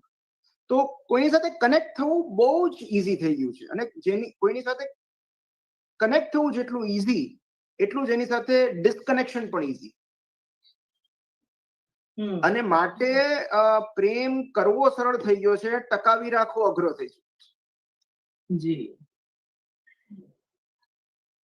બિલકુલ. નિમિતભાઈ, તમે ક્યાંક એવું લખ્યું હતું અને મને લાગે છે તમે ક્યાંક એવું કહ્યું હતું, મેં હમણાં જ જ્યારે સાંભળ્યું ત્યારે મને એવું લાગ્યું કે ફિલ્મોમાં એવું ખાસ કરીને બતાવી દેવામાં આવ્યું છે કે બે અલગ અલગ પાત્રો જે અપૂર્ણ છે અને પછી ભેગા થાય છે, પછી એ પૂર્ણ થાય છે.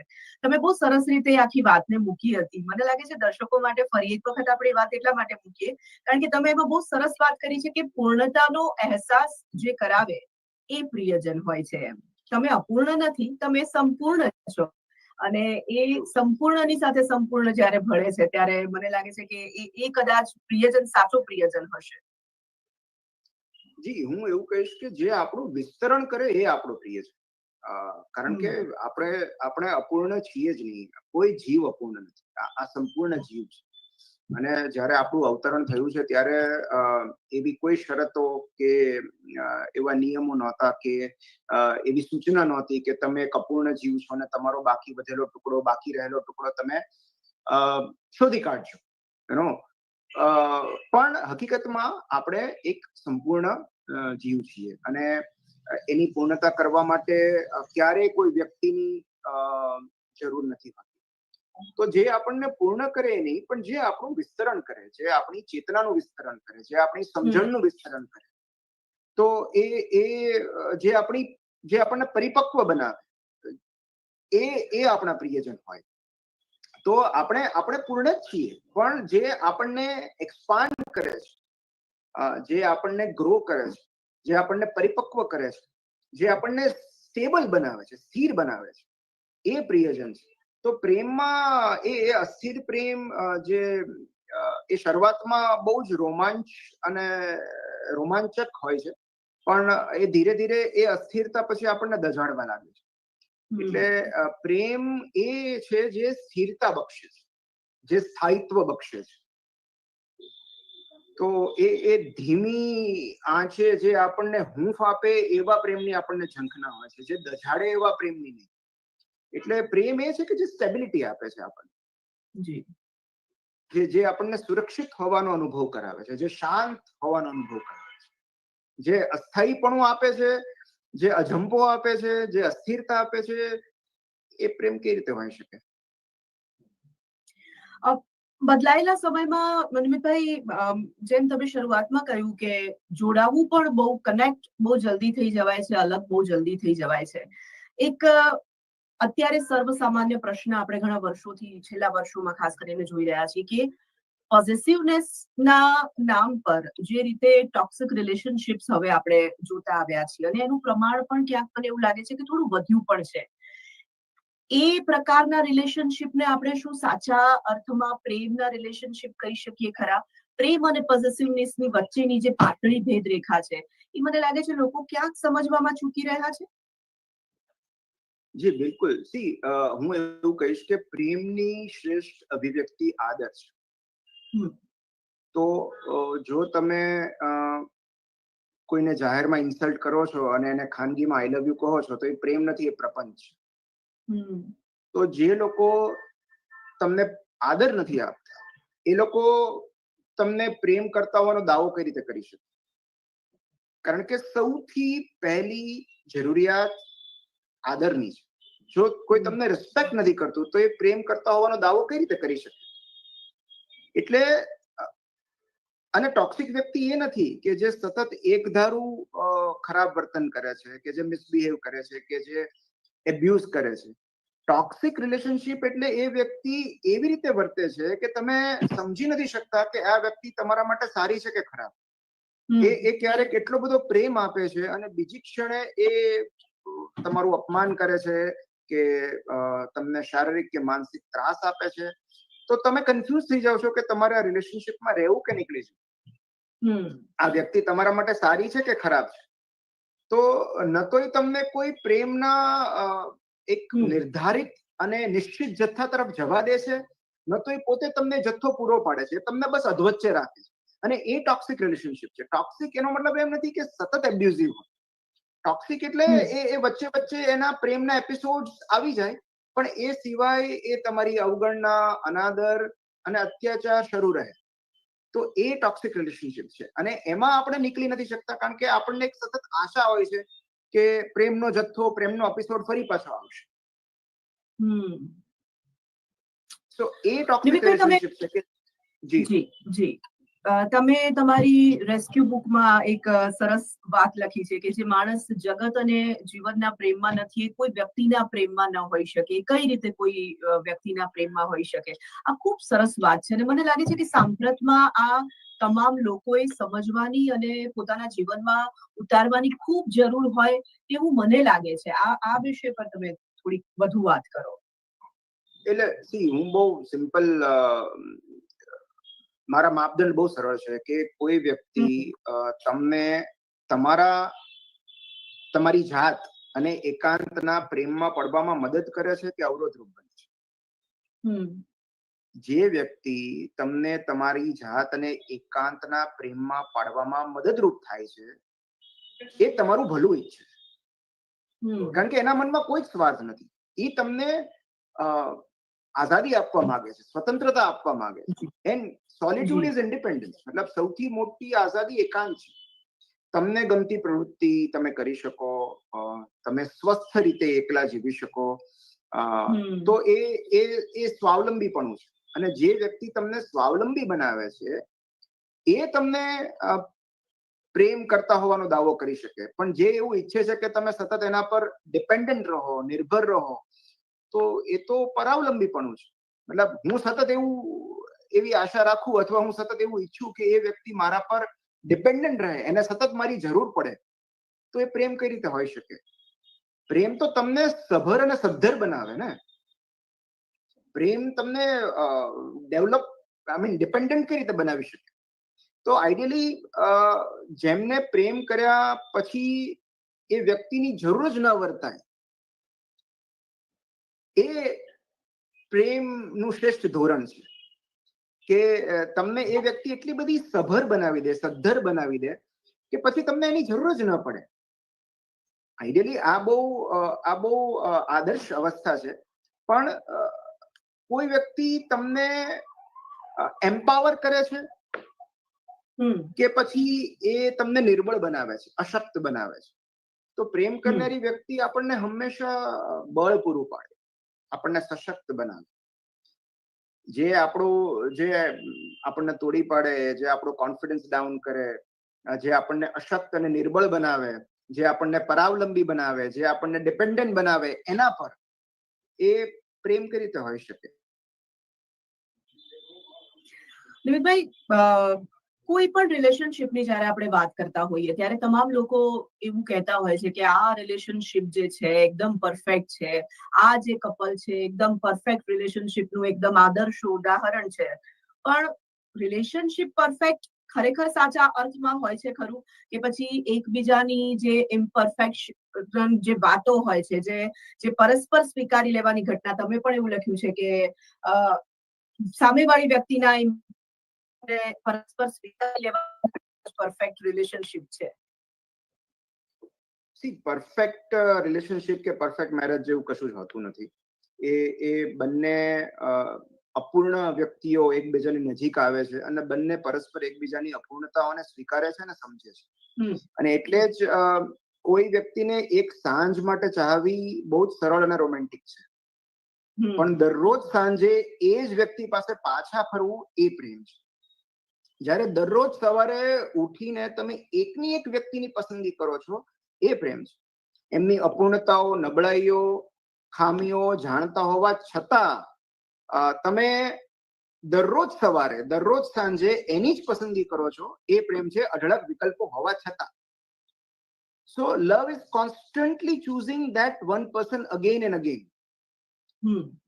અને એવું છે કે કોઈની અગલી સાઈડ સાથે એડજસ્ટ થઈ જવું એ પ્રેમ છે. મતલબ કે તમને ખબર છે કે એ વ્યક્તિમાં આ અપૂર્ણતાઓ છે, એની આ નબળાઈઓ છે, પણ તમે એનો પણ સ્વીકાર કરો છો. કારણ કે તમે કોઈ વ્યક્તિની માત્ર સારી બાજુઓને ચાહી નથી શકતા, તમારે એ વ્યક્તિને સંપૂર્ણ ચાહવી પડે છે. એમની નબળાઈઓને પણ સ્વીકારવી પડે છે, એમની અપૂર્ણતાઓ પણ સ્વીકારવી પડે છે. તો એના સ્વીકાર સાથે જ્યારે એક વ્યક્તિની અપૂર્ણતાને તમે પ્રેમ કરો છો, એને પ્રેમ ન કરો તો કાંઈ નહીં, તમે એને સ્વીકારો છો, એ પરફેક્ટ રિલેશનશિપ છે. મતલબ કે તમે બંને જ્યારે કારણ કે એમાં વ્યક્તિ પરફેક્ટ નથી હોતી, અન્ડરસ્ટેન્ડિંગ પરફેક્ટ હોય છે. જ્યારે આપણે એમ કહીએ છીએ કે પરફેક્ટ રિલેશનશિપ છે, દેટ મીન્સ કે એ સંબંધમાં અન્ડરસ્ટેન્ડિંગ પરફેક્ટ છે. કારણ કે એ સમજણ જ પરફેક્ટ હોઈ શકે, વ્યક્તિ તો પરફેક્ટ કઈ રીતે હોઈ શકે? તો એ અન્ડરસ્ટેન્ડિંગ પરફેક્ટ હોવી જરૂરી છે. જી. પહેલાના સમયની ફરી એક વખત હું વાત કરું તો નિમિતભાઈ એવું થતું, પ્રેમ કરતા બે વ્યક્તિઓ સદનસીબે લગ્ન થઈ જતા અને લગ્ન થયા પછી વૃદ્ધ થાય ત્યાં સુધી એ પ્રેમ એમનો એમ બરકરાર રહેતો. એની અભિવ્યક્તિ ફરી એક વખત એ જ વાત છે કે બદલાઈ જતી